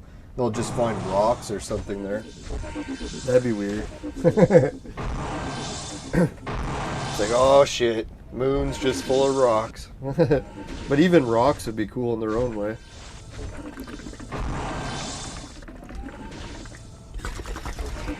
Maybe in the future we'll all be able to buy our own moon rocks. Actually rocks that were on the moon. NASA will just like start shipping huge shipments of them back to the Earth.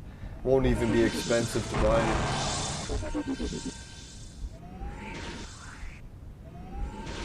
Oh, Augusto's got a good question about the game.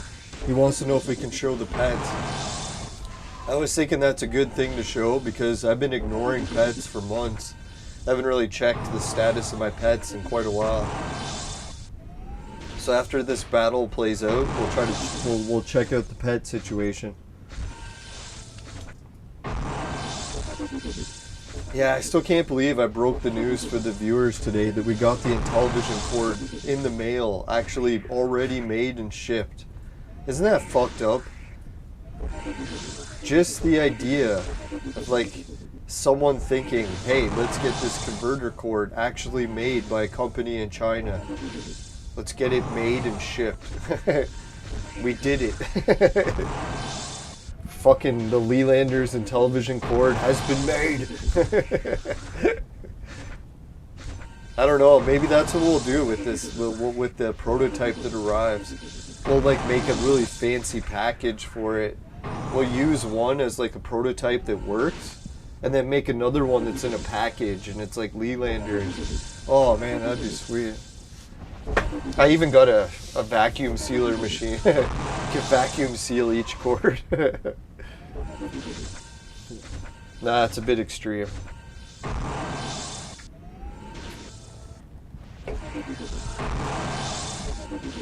Now I'm hoping because it's one of those old Atari style cords that it'll be very durable, and when we ship it in the mail it won't get busted up too much.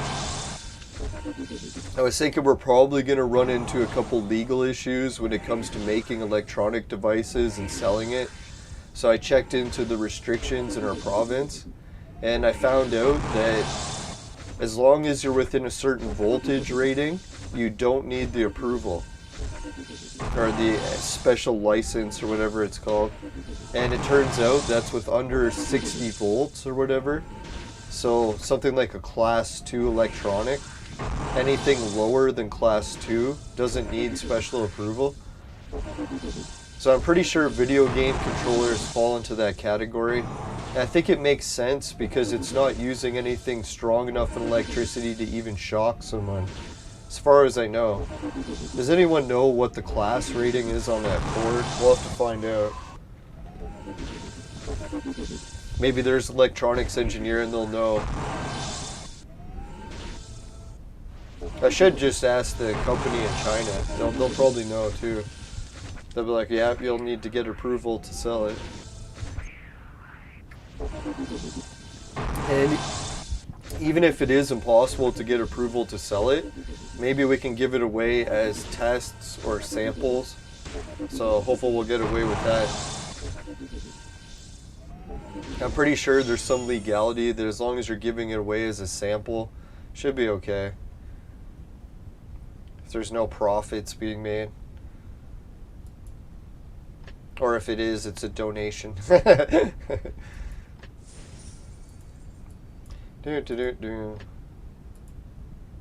Oh fuck. Does anyone see what we're against here?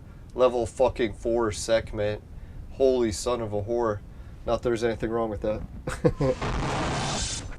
Yeah, there's no way we're winning this battle. Let's see how far we make it before we die. Now I'll bring Monk in for this one. We'll just see how far we make it. I'm tempted to see, maybe, who knows, maybe there's a chance.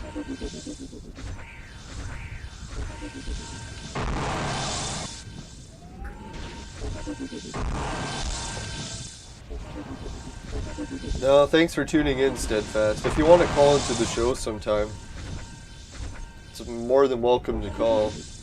Oh yeah, I keep forgetting the internet sucks really bad there. I was thinking if Steadfast was able to call in as a regular guest, the show would probably get like 1 million more viewers. She's much more entertaining to listen to than I am. No, she's got a really amazing voice too.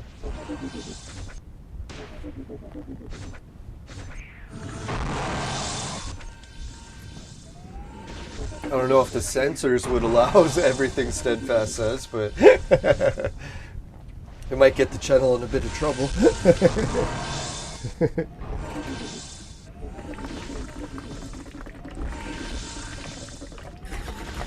Hey, I've said quite a few things on the show, and so far so good. As long as you apologize. No, I've had to edit out a few parts in the show too, now that I think about it.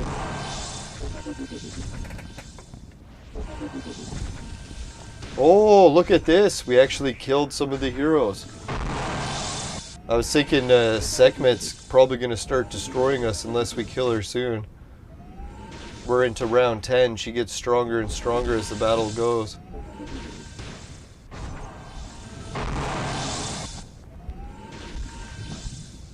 Oh, fuck, the battle crashed. Alright, let's go to the Vaporizer and we'll reload the game.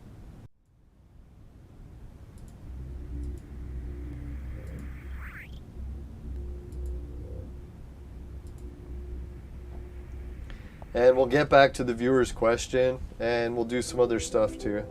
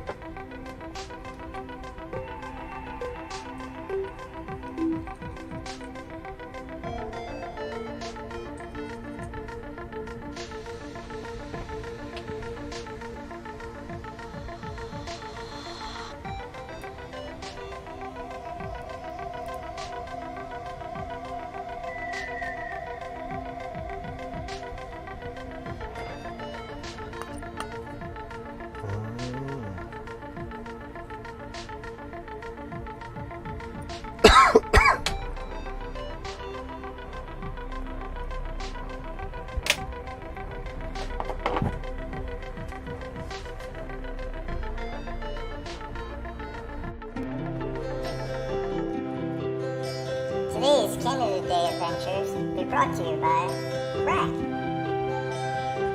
Crack, it'll fuck you up.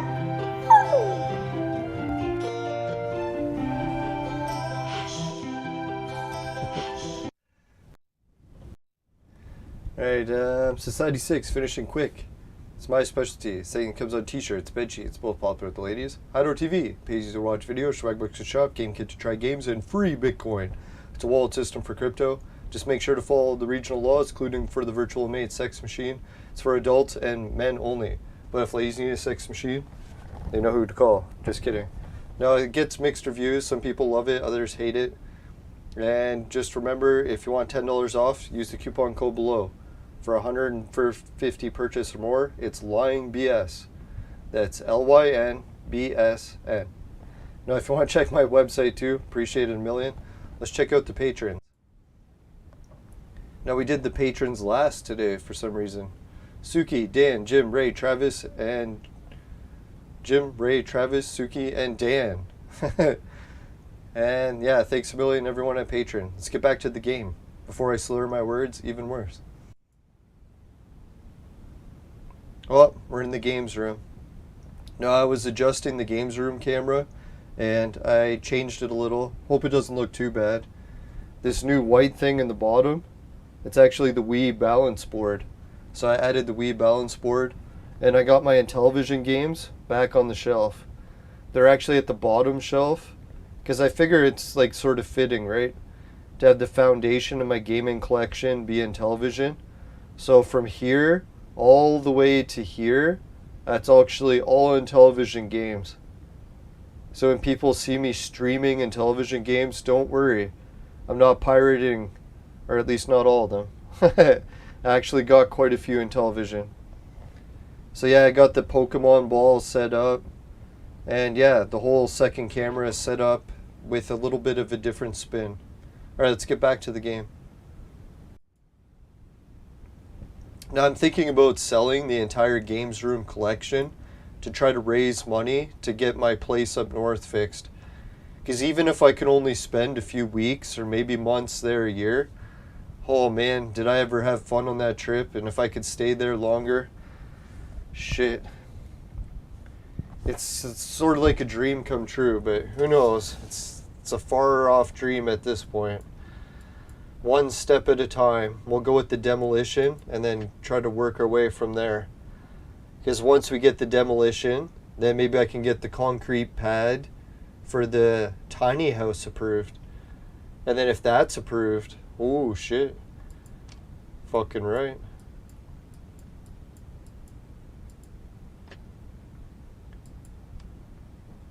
Because really, if I build it in stages too, I'm thinking concrete pad. That's not. Oh yeah, we got the viewer's question. Let me ask. Can you show your pets? Yeah, let's show the pets. Sorry, Augusto, almost forgot. Oh no, we're not releasing pets. Not yet. Oh yeah, they changed it to show what each hero is linked to. Man, does that ever help, eh? So you can actually see. Excuse me.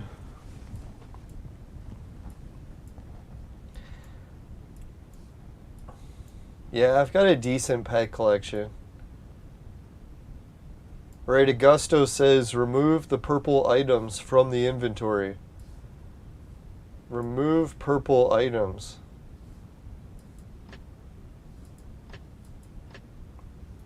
Filter?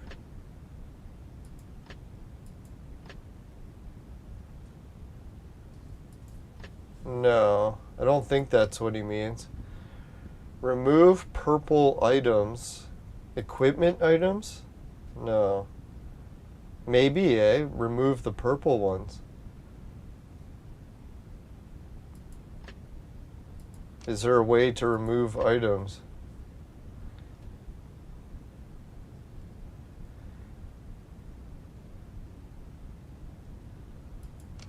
No, when it comes to selling my game collection to invest in a property up north, the best thing I could do is sell it on Kijiji.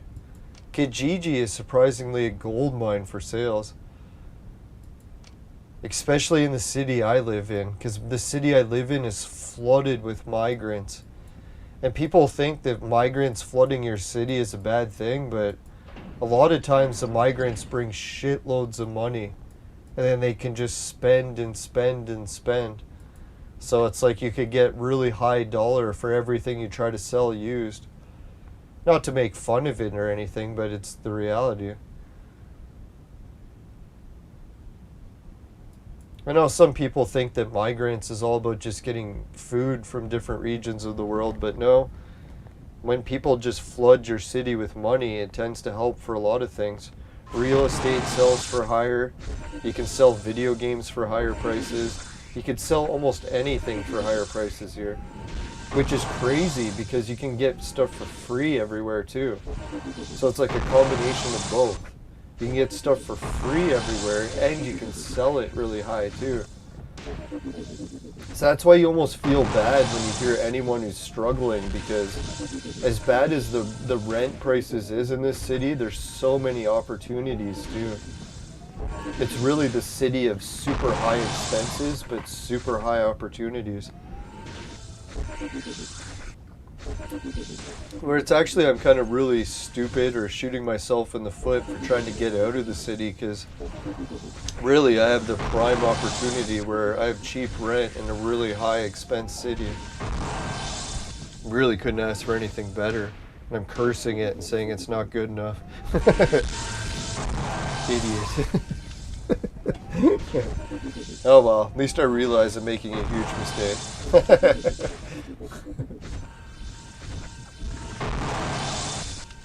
Yeah, immigrants, migrants, whatever I keep saying. I get words mixed up very easily.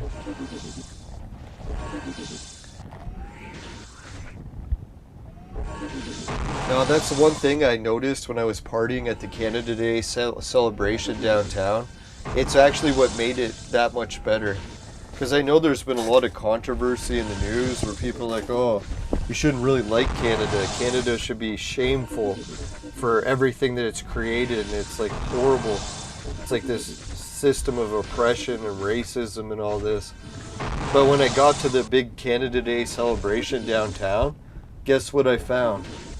It was actually the most beautiful thing I think I've ever seen. It was like a giant crowd as far as the eye could see, and it was people from all over the world. There was like the darkest people from like maybe some of the regions of Africa or Ethiopia or the Sudan or wherever the darkest people are. There was people from China, there was Native Americans, there was any ethnicity you can imagine. There was even red-haired people or blonde-haired people, and people from like Mexico and Aboriginals, and there was basically everyone. And it was so weird because you're looking in this crowd and you're like, if you didn't know what country you were, like if they just took away the Canada flag, you'd be like, where the hell are you, right? Like there's just people from everywhere. It was such a wild experience. I don't know if any other country gets that experience, right? Where you can just see a crowd and it's people from everywhere. And everyone's there celebrating together. It's such a weird feeling. Well, I guess not a weird feeling, but it's a different feeling, right? Because I know in my city it wasn't always that way. For a long time it was just people from Germany mainly, and a lot of people from, England too. Sometimes you had people from Poland, not as many. Ukraine had quite a few migrants here early. So yeah, what a wild experience. And I was thinking, why are people so ashamed of Canada Day? Because when I saw that downtown, I was like, you know what? Sure, there was a lot of bad stuff that happened, and Canada wasn't like totally a peaceful celebration right off the bat, but at least by the end of it, it turned out to be really good.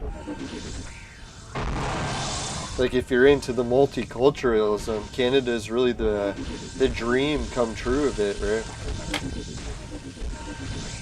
I haven't always been the biggest fan of multiculturalism, but now seeing how it's turned out, it's actually really good, I think.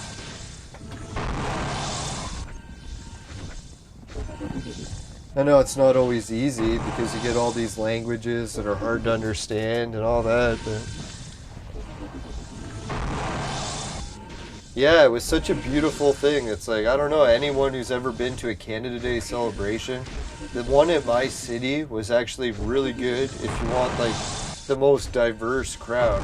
I really should have took a picture of it, but I was just so in the moment and I didn't bring a camera, so even if I wanted to take a picture, I couldn't. Normally, if I've got something that's really fun to do, I won't film it.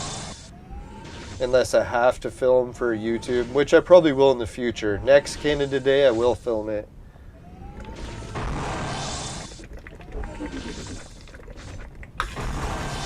But I figure for the first concert that I've been to in so many years, it was nice to actually just experience it in the moment, not have to film or talk or anything. Just enjoy it. I don't want to film all the time. Gotta live my life normally sometimes.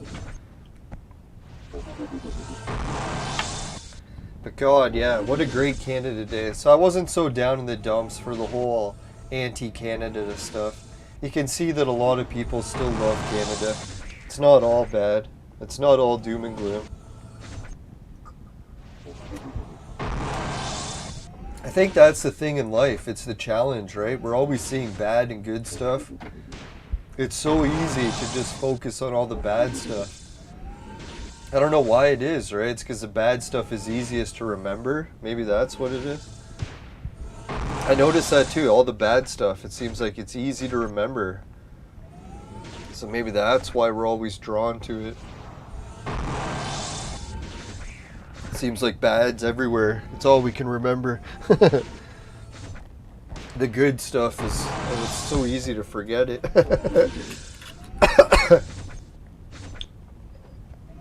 Alright, I really got to slow down on drinking the vodka.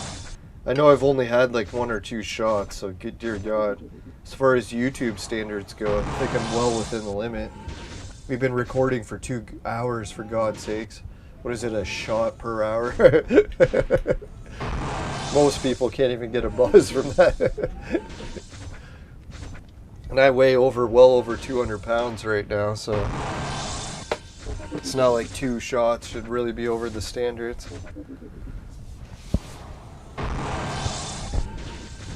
Or maybe it was 3. I think it was 2 shots.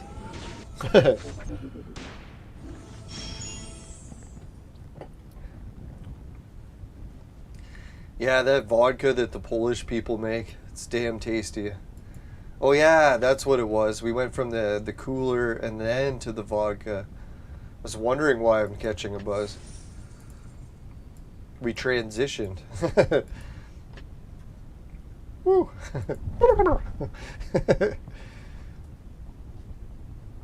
Wow. Alright, so we'll definitely slow down on the shots of vodka. I think that's a good idea. Now, we'll try to do more stuff with the pets, but I think I've had a little bit too much to drink to focus on the pets tonight. At least we got most of the sponsor stuff wrapped up already. That's good. Oh, Steadfast is saying, I would live as close to Point Pelee as possible. Yeah, that's the shitty thing, but actually Steadfast was worried about her travel situation because of previous charges. And it was weird. All of a sudden Facebook started showing me stories about getting your, what is it called, the Queen's Pardon? Or they call it something else now. But there is a way to get your previous charge lifted, even if you're guilty, so that you can travel again. And you can apply after a certain amount of years. But there is a catch, that you can't have any new charges. So you probably have to go a certain amount of years without it, then you can travel again. So yeah, you shouldn't have to get too down in the dumps about never traveling. You just have to do a couple years back-to-back good behavior. Or 4 years, whatever it is. Now I know it seems like a lot, but 4 years goes by pretty quick. Fuck, you know what scares me is how fast 10 years goes. Sometimes people are like, oh, 10 years seems like so long. And I think about it, man, 10 years, it flies by so quick. As you get older, it feels like 5 years, or even 2 years. It's like, shit, man, 10 years.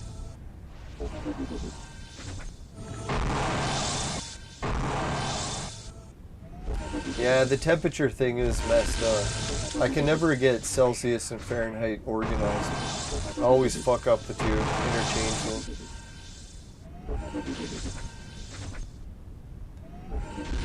Now, that's one thing that always confuses me. I really wish we really had just one culture. I'm trying to memorize all these different conversions.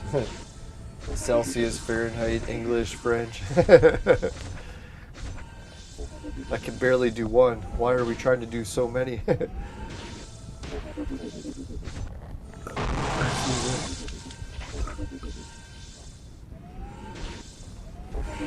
Yeah, do it wrong once and then you keep repeating it wrong every time. Don't I know about that? Oh yeah, I got some good news. If anyone's wondering about the different live streams I've been doing with the Intellivision emulator, I figured out how to fix the volume for it. So we can actually emulate Intellivision games and not have them super loud. Finally. Now I'm starting to get a little bit better with the volume and not just getting frustrated and yelling and swearing. I know it's not easy every time. Sometimes I'll lose my temper and I'll just freak out about not being able to fix the volume. But there is a way. I just got to try to remember the moral of my old computer teacher. He used to try to teach us a moral. What was it again? Oh yeah, he's like, it's not the computer's fault. It's the operator. He's like, the computer is actually not broken 99% of the time. He's like, as much as you think the computer's broken, he's like, usually it's the operator that's broken. The operator somehow doesn't know what they're doing. So I try to apply that to life in a lot of different ways. A lot of times I think it's the whole world is out to get me. Then I realize it's actually just me. I'm fucking up. Oh well. At least I can realize it. That's why I try to look at it that way. Now that's what one of my friends who's like really into philosophy, he likes to talk about. He said a lot of times in life, everything's boiling down to just chemical reactions. He's like, everything you think is love actually isn't really love. It's just a chemical reaction. Everything you think of fear, really, you're not really fearing anything. It's just endorphins or some sort of chemical going off in your brain. Now, as I was thinking about it, it is true in a way. If you can detach yourself from it. We always think about everything as happening and for some sort of other reason, when it really boils down to just chemical reactions. Who knows, maybe some things aren't just chemicals.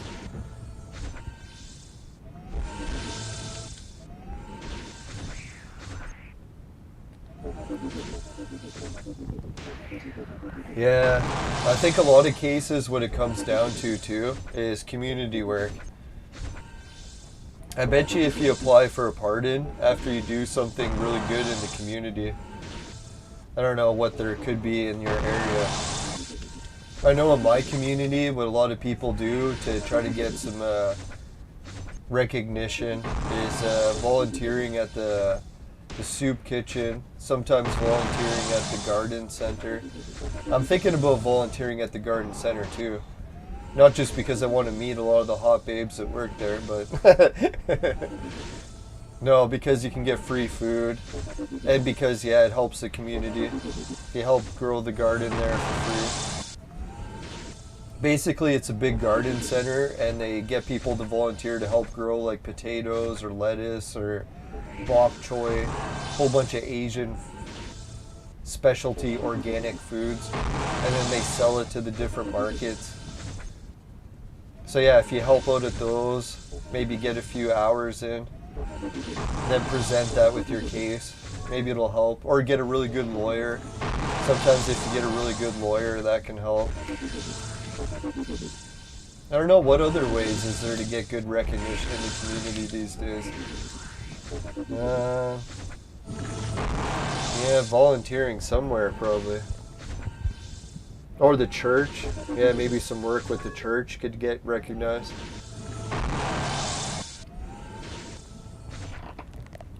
Yeah, I'll try to look into that. I know some of my friends got busted for some really bad stuff. Like, I know I've had friends that have got nailed with stuff where you go, oh my god, you're still friends with that person. But I know I don't try to hold it against people. Everyone makes mistakes in life. Some people make really big mistakes and other people not so bad. I even had friends that got busted for kidnapping, for God's sakes. Luckily it wasn't like that bad of a kidnapping, if you could think of it that way, but I even had one of my best friends got busted for murder. So yeah, people are like, oh, Leland, who are you hanging out with? It's like fucking murderers, for God's sakes. Now, one of my friends got busted for murder, but I find it hard to believe that he actually killed the person. I'll have to ask him what happened when I see him when he gets out of jail. I haven't seen him since. He's like one of the nicest guys I ever met. So I'm like, how the fuck did this guy get busted for murder? So yeah, I try not to hold a grudge, even if someone gets busted for murder. That's what some people say too, is you never hang out with a thief. But I was telling someone before, I think I was telling Steadfast, it's actually one of my best friends in life was actually a thief. And he would rob from you. So it's like if you ever left money, or if you left your pipe, or if you left some beer, he would always steal it. But the weirdest thing about him, not only would he steal from you, but he was also one of your best friends. If you ever needed help, you would ask him, he'd be the first person to come and help. Or if, say, someone was going to try to beat you up, and no one else would help because they would risk their life, guess what? The guy that was just robbing, he would come up and be like, hey, I'll help protect you, even though he's putting his life in danger. So I was thinking, isn't that weird? It's like sometimes the friends that you have robbed you, but then you give them a chance to like prove that they still like you and they made a mistake for robbing, even though they'll do it again. It's like, that's just how life is, right? Some of your best friends will stab you in the back if you're not careful. I don't know, that's a weird story, but yeah, actually that friend was asking if I wanted to hang out again, and I was like, you know what? Even though he robbed me quite a few times, I'd probably still hang out with him. He's a good guy. He's helped me so many times too. You just gotta make sure you don't leave your stuff laying around.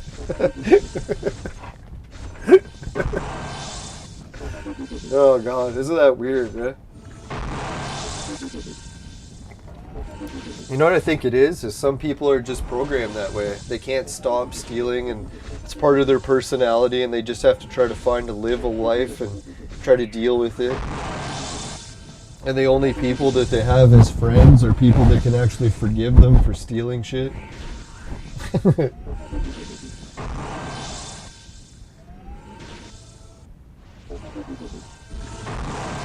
Oh, you were a helping volunteer at the Legion. Fuck, and that still didn't work, right? You know what you'll need is probably some huge volunteer story where it's like it gets into the newspaper. There was one that I was thinking in my city. It could get me in jail, but I was thinking of doing it. I shouldn't say that, but... Now there's this giant homeless encampment that's been growing and growing. And it's at the soup kitchen by St. Vincent de Paul. And there's like 1,000 people that live there now. And they're all homeless, living in tents. And it's this giant part of the city that they allowed the homeless people to camp. But then they gave an order and they told all the homeless people to leave. And the homeless people have nowhere to go. So I was thinking someone should have the balls to actually go down there and help the homeless people. I was thinking, obviously, most people don't do it because there's no way to help the homeless people. But I was thinking there actually is a way. You know what's the biggest problem that most homeless people face? Is they get ignored. Like people just go, oh, just don't look at the homeless person and we don't have to deal with it. You can just ignore them and they'll go away. So that's even what they told them. They're like, hey, homeless people, there's 1,000 people living here. Why don't you just go away so we can ignore you easier? So that's what they did, is they told them to go away and hopefully they could just ignore them.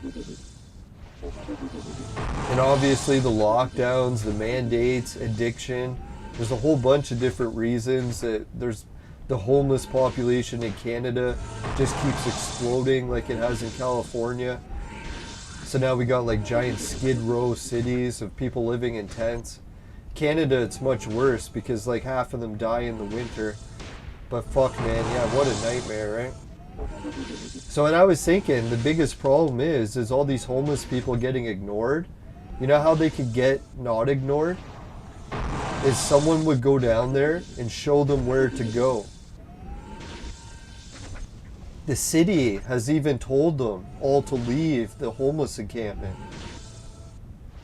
So I was thinking, you know where the homeless people should go? They should go to a $100 million pool site.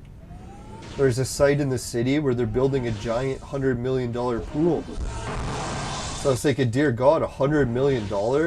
That's enough money to build all those homeless people a place to live.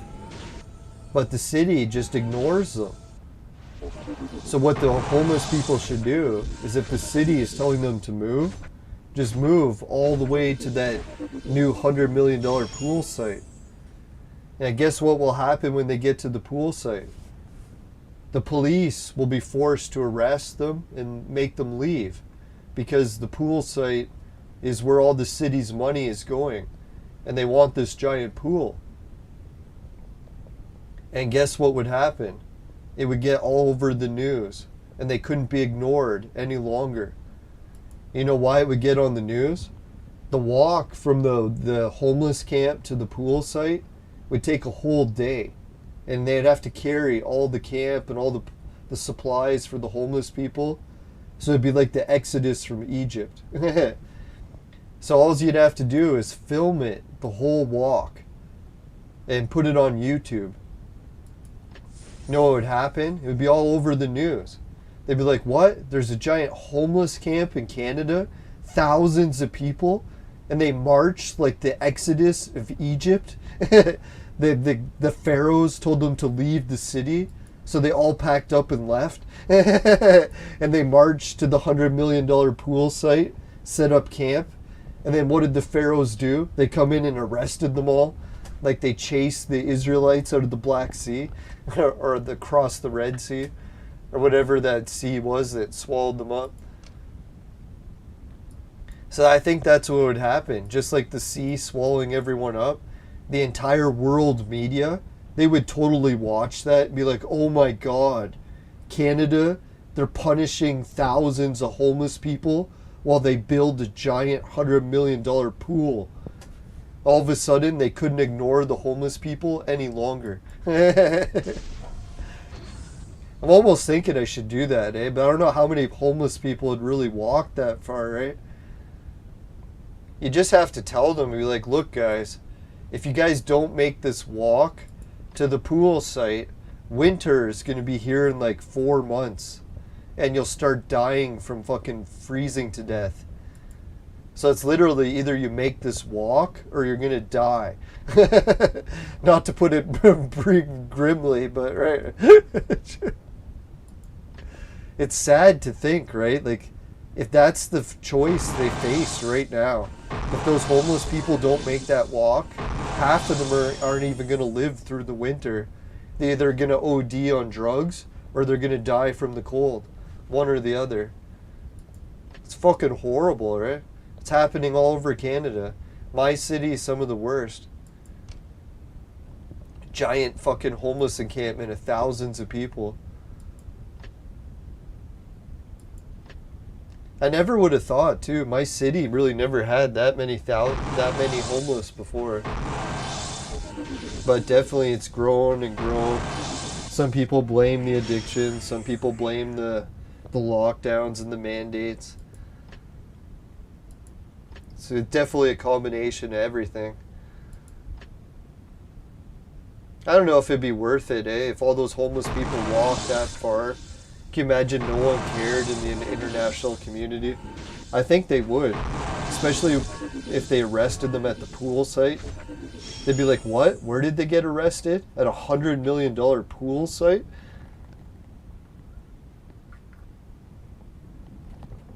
Yeah, I don't get where the government thinks all these people are going to go, right? If they've been living in tents for months, where are they supposed to go? They're just supposed to leave the soup kitchen? It's the only place they can even get food. Man, that would make one hell of a YouTube video. Not to make fun of it or anything, but can you imagine taking a camera and leading a crowd of thousands of homeless people to walk for a whole day? Sure, it's not as far as the Exodus in Egypt, but really a whole day of walking and 1,000 homeless people. Can you imagine what that would look like on the news? Fucking hell, man. If that didn't get attention, that's the problem, right? They can't get any attention. If they did that huge march across the city, someone filmed it and put it all over YouTube, they'd be like, oh my God, look what they did. Huge crowd marched across the city. Oh, a huge chest. Oh, we only got 50 jewels.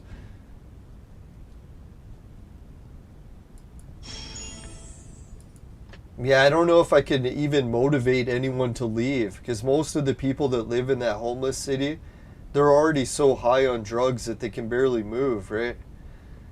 So I don't know if they would really walk that far, to walk a whole day, especially to know that they're probably going to get arrested when they get there. Just don't tell them that part. Just kidding. Now that'd be the part of the grim reality. The only way you could get the world's attention is if you got arrested too. Can you imagine arrest 1,000 homeless people at a $100 million pool site? They'd be like, why are you kicking these people out? Because we got to build a pool. It's like, what? You have 1,000 Canadians that have nowhere to live and you're kicking them out because you want to build a pool?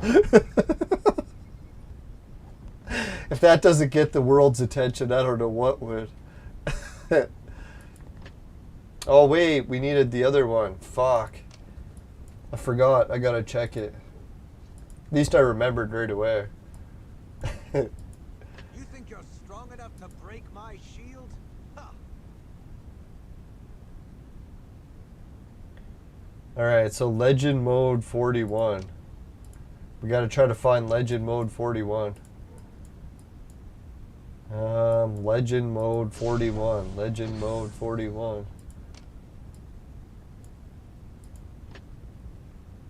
Legend Mode 44. 1, 3, 2, 1. Yes! Found it.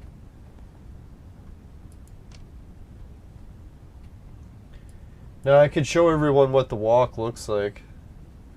I'll put it on this screen. Hopefully I don't fuck it up. It's not that far of a walk. You can make it in actually half a day. You start at St. Vincent de Paul. It's weird. It's what is it? Steadfast actually mentioned it. My house is only actually a few blocks from here. That's why I know it so well. And my mom shops there all the time.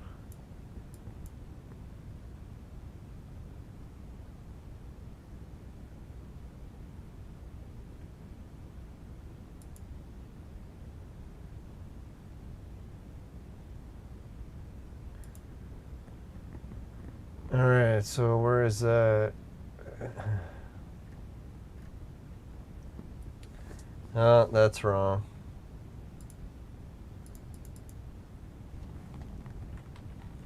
I guess there's lots of St. Vincent de Paul's there. I was thinking there was just one, but dear God, man. That was not it.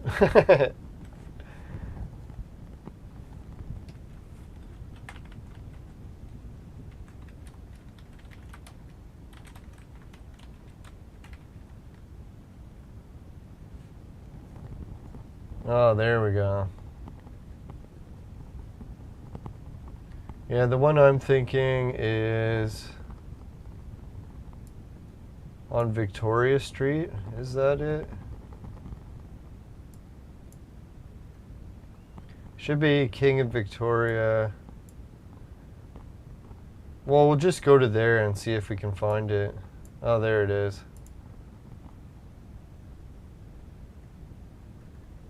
This is actually where I start most of my videos. If anyone's wondering where I catch the bus to start my travel vlog videos, it's right here. This is where the giant Kitchener GO station is, and this is where the giant homeless camp is. For some reason Google doesn't show it, but right now there's a whole bunch of homeless people, like 1,000 tents that all live here. And to get to the $100 million pool site, they would have to walk up to Queen Street and then take Queen. So from there, let's put it directions, Here's it's St. John's Kitchen. That's what they call it. The thrift store. Oh yeah, it's worth a second look. That's why. I don't know why I was thinking St. Vincent de Paul. Oh well. At least now we know. So St. John's Kitchen. Directions. Dum-da-dum-dum.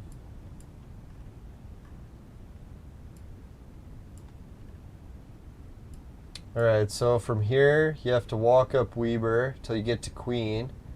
So you'd have 1,000 people that would have to walk all the way from here to here. Where is it to Queen?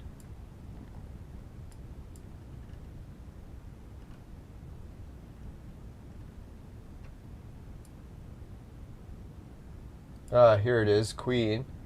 And then they gotta take Queen almost the whole way.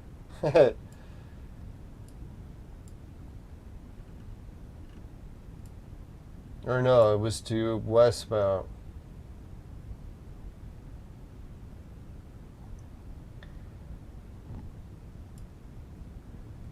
So, I think it was to here.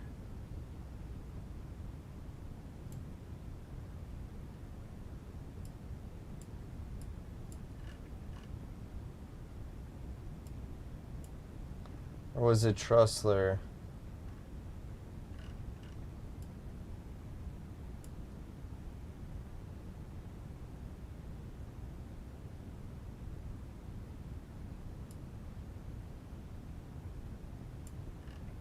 Yeah, it's one of the plazas at the end of these roads. Manitou, Trussler. Almost seems like it should be this one.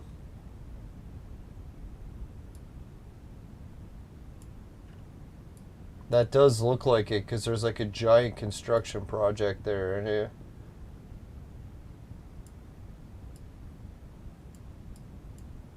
Alright, so we'll put it here just in case that is where they gotta go.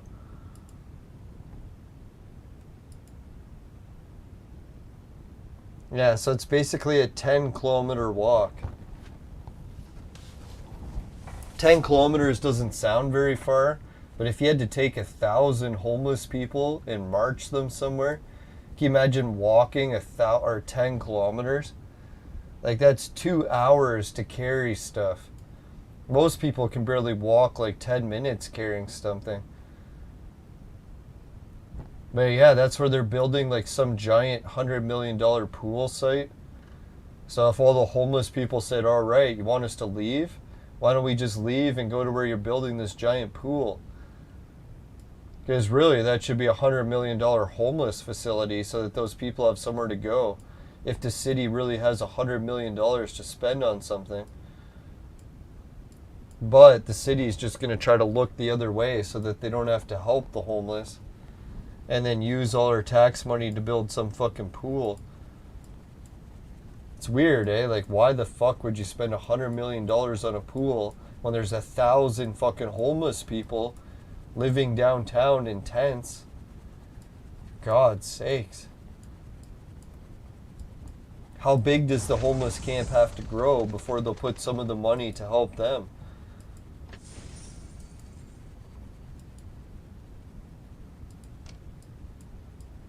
I know a lot of people make fun of the homeless people and say it's their own fault for ending up there. It's pretty fucked up. I'm sure not everyone wakes up one day and says, hey, you know what? I think I'll want to be homeless today.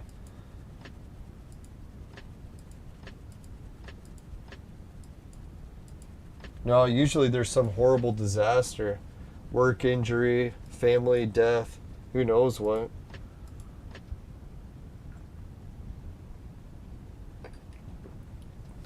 Yeah, you know what the city did right now? I could show it. The city actually set up a temporary bathroom site. So they brought in porta potties. You know, the ones for like concerts or construction. We'll see if we can see it. Maybe on Google they'll show it. I think on Google they'll probably hide it, but let's check, see if they actually show it. The most fucked up part is this giant homeless city like Skid Row in Canada is right next to the bus station. So when people get off the bus, it's literally the first thing you see when you get off. They're like, holy shit, did I get off in Mad Maxville or what? They drop you off in Skid Row.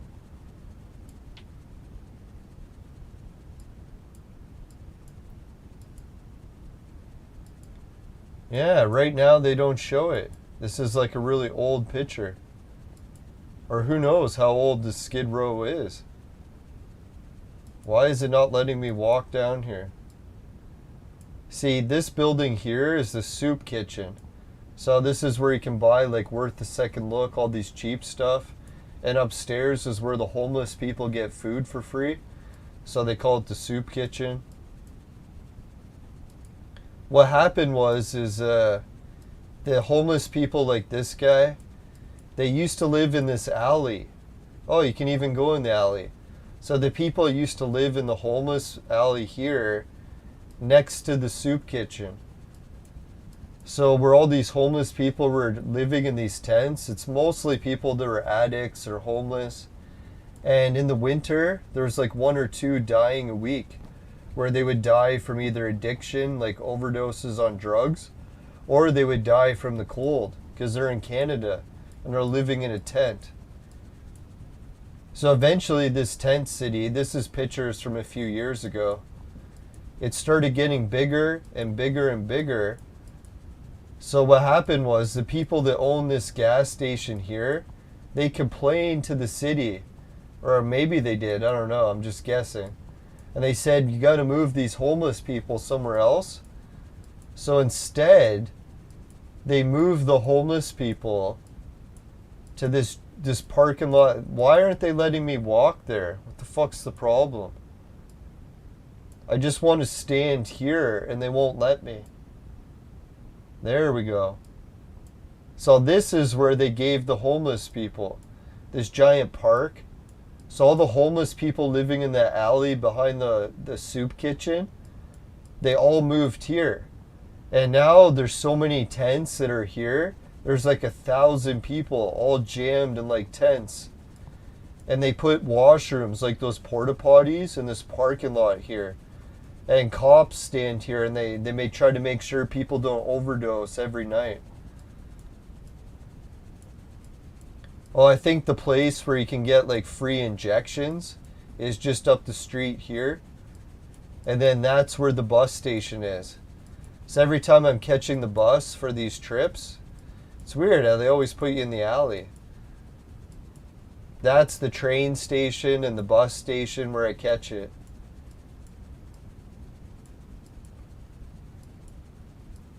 So that's kind of a funny tour of Kitchener, eh?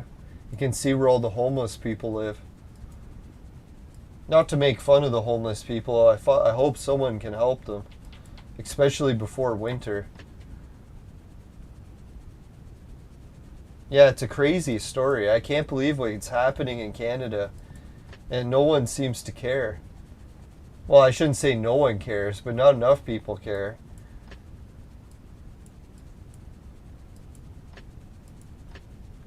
Now, I know all about it because my uncle, he had Down syndrome before he died, and he used to help volunteer for the soup kitchen. He would get into trouble sometimes, so it was hard for him to keep a volunteer job, but he would keep a job as long as he could. What usually happens with my uncle is he had a hard time stealing and sometimes hugging girls, and a lot of times, well, not a lot of times, sometimes girls don't like getting hugs, and he would have a hard time understanding that.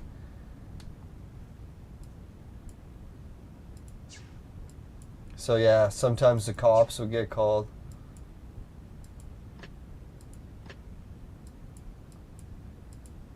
Luckily, it was never anything bad, or that bad.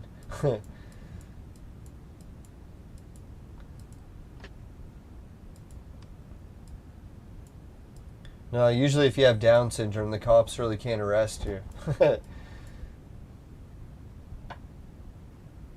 He even gave the cops the finger one day.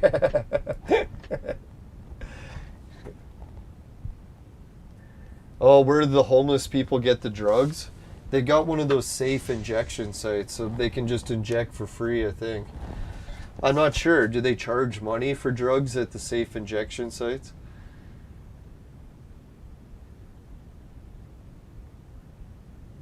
Yeah, it's weird that Canada has so many homeless people. You think about like California because it's like some part in the States or something. It's hard to believe that Canada's grown that big.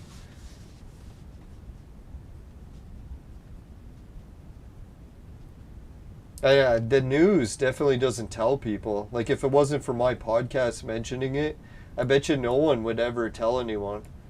They try to hide it, pretend like the homeless people aren't even there. Try to just tell them to leave. It's like, where are they going to leave to? What the fuck? It's sad. To just leave.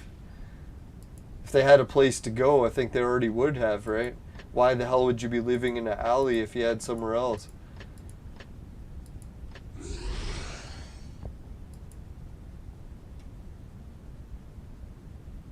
Actually, the homeless camp used to be like right in our backyard, but the park behind our house. But what happened was they started to get them to move there instead. They said, hey, if you guys are near the injection site, if you're near the soup kitchen, might as well just stay here. And they gave him that one spot. I think the only reason the city told them to leave is because it kept growing bigger and bigger. They probably thought that it was just going to stay at 100 or 200 people. They never thought that it would just keep growing and growing and growing. It's like California, right? How many homeless people did they start with? And then it just kept growing and growing.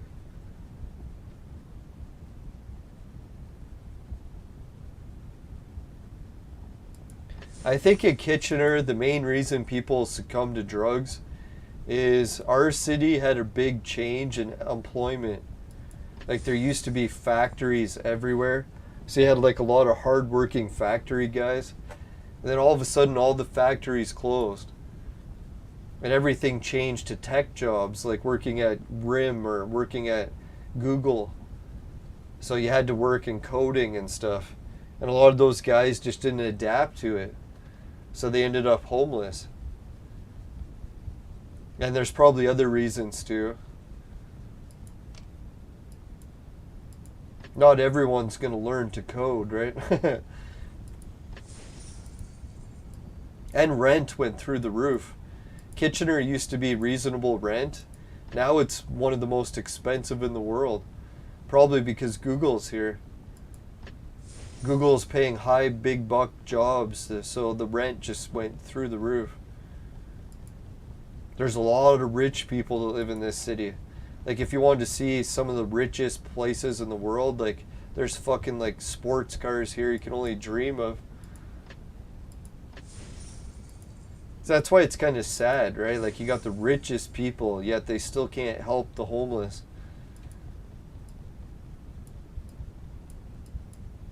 You could think if it was like a small place like Kirkland Lake or something, oh, obviously they couldn't raise the money to help the homeless, but fuck, man, Kitchener, you could raise enough money to help the homeless in one day. There'd be so many billionaires here, they could easily afford it.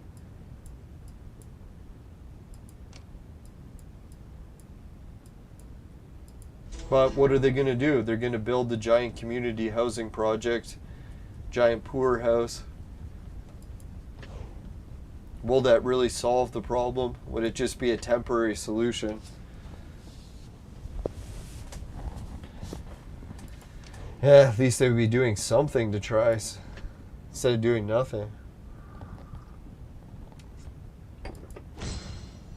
No, it's all I think about these days. I really want to lead that march, get all those people to try it, see if they can at least get attention from the world. Hopefully save a few people from before they die in the winter. Whoops. Doing too many battles. Yeah, I heard about Justin Bieber's grandma, or yeah, was it grandmother? Yeah, it sucks when you have no grandparents left. I'm dealing with that now, trying to adjust. It sucks, right? You're always like, oh, you always want to see grandma at Christmas.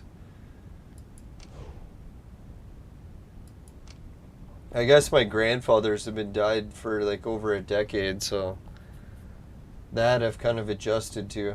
But having no grandma, that's going to be tough. Hopefully Justin Bieber's grandma recovers.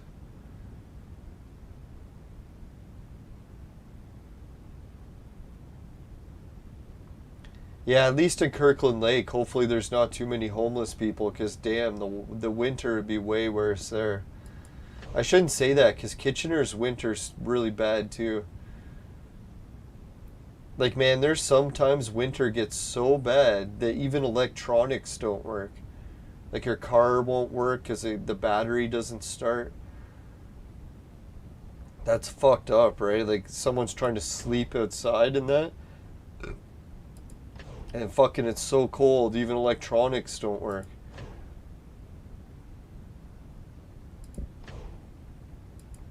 No, sadly I've seen homeless people fucking die in the winter. It's not a good sight.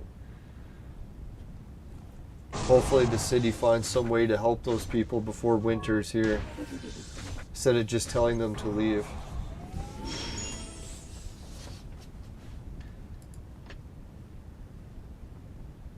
Yeah, it's I always feel bad that I'm trying to do fundraisers to get my living situations sorted out. At least I still have family to help, so I can't be that upset. Once you reach the point where you got no family left, that's when you're really in trouble. So I gotta count my blessings, at least I still have family. As long as that lasts. That's probably how most people become homeless, right? Can you imagine you're living in a family where you hardly have any family, and then if one or two of them die, you got none left, and you're like, oh fuck, now I got no backup plans.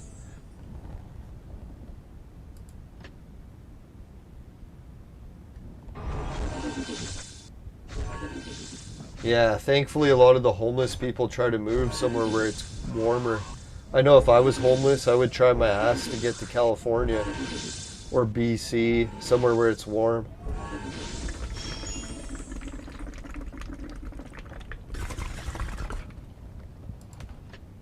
Fuck, man, Canada is one of the worst countries to be homeless.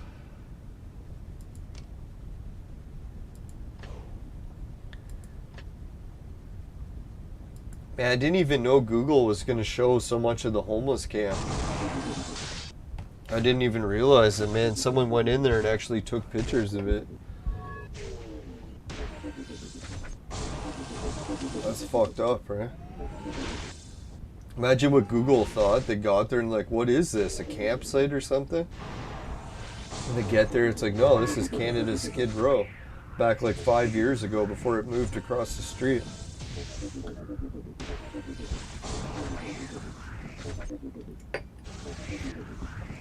Yeah, I forgot that they started off in that alley. There's probably people back in that alley. Because as you can tell, it's hard to fit 1,000 people in that one little parking lot. So they had to keep moving and expanding. I think they said the big drug that everyone's hooked on in the homeless camp is usually fentanyl. Or Oxycontin, that's what it is. Always get Oxycontin and fentanyl mixed up. I don't even know if they're related.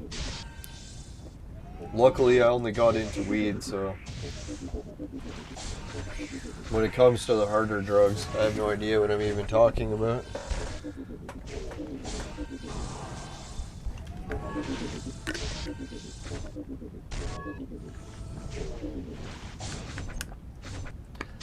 Holy shit, Owen Sound has a tent city and North Bay.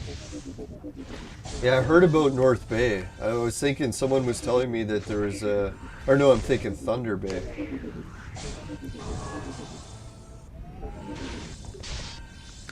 I heard Thunder Bay is a bit of a rough city. I haven't been to Thunder Bay yet, so hopefully that'll be one of the travel vlogs. We'll adventure to Thunder Bay and see how that goes.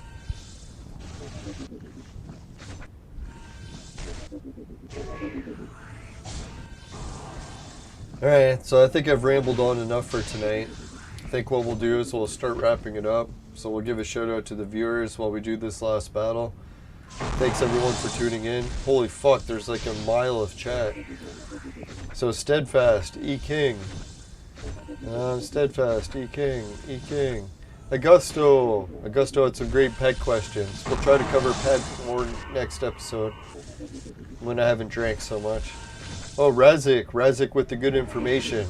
He helped us get more resources during those battles. So thanks a million again, Razik. Oh, Mako Actus. Mako. Thanks again, Mako. Hopefully I'm not forgetting too many people. Steadfast, Reiko. Alright, so I think that's everyone.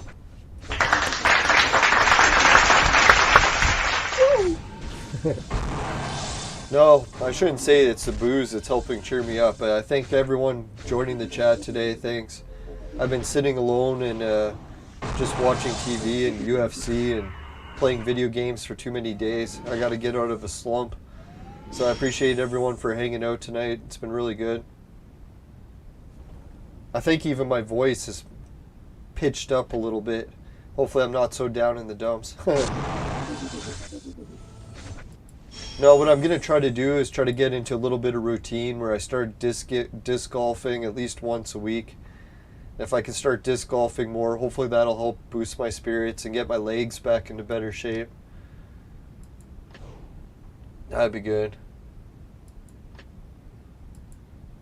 Yeah, I can't believe everyone stayed up so late tonight, already to 2 a.m. I was thinking George would have been here, but he probably has to work tomorrow. And it's late Sunday night, right? Now we got to get George's advice before we consume that red hero. He's usually the brains of the operation.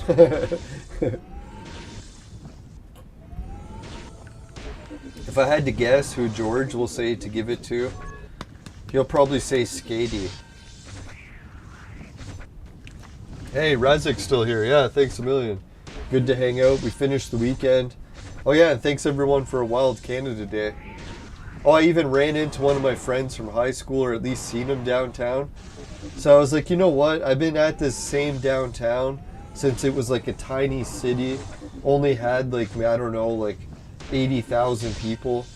And then it grew into like a giant metropolis of people from all over the world. And it was pretty wild. Even though it grew so much, I still ran into people I knew from high school. So it was wild. Yeah, happy Canada Day, everyone. And yeah, I guess let's go to the fire screen. Alright, if you happen to get any Canada Day flags in your vaporizer and they taste like shit, give the show a dislike. But if it doesn't happen, you can give the show a like and a share. Really appreciate it. Just make sure they're by the products from my sponsor. As it will ruin your life. Bye for now, everyone. See you later. Take care, and hope you had a good weekend. Try not to get into too much trouble, like I do. Later.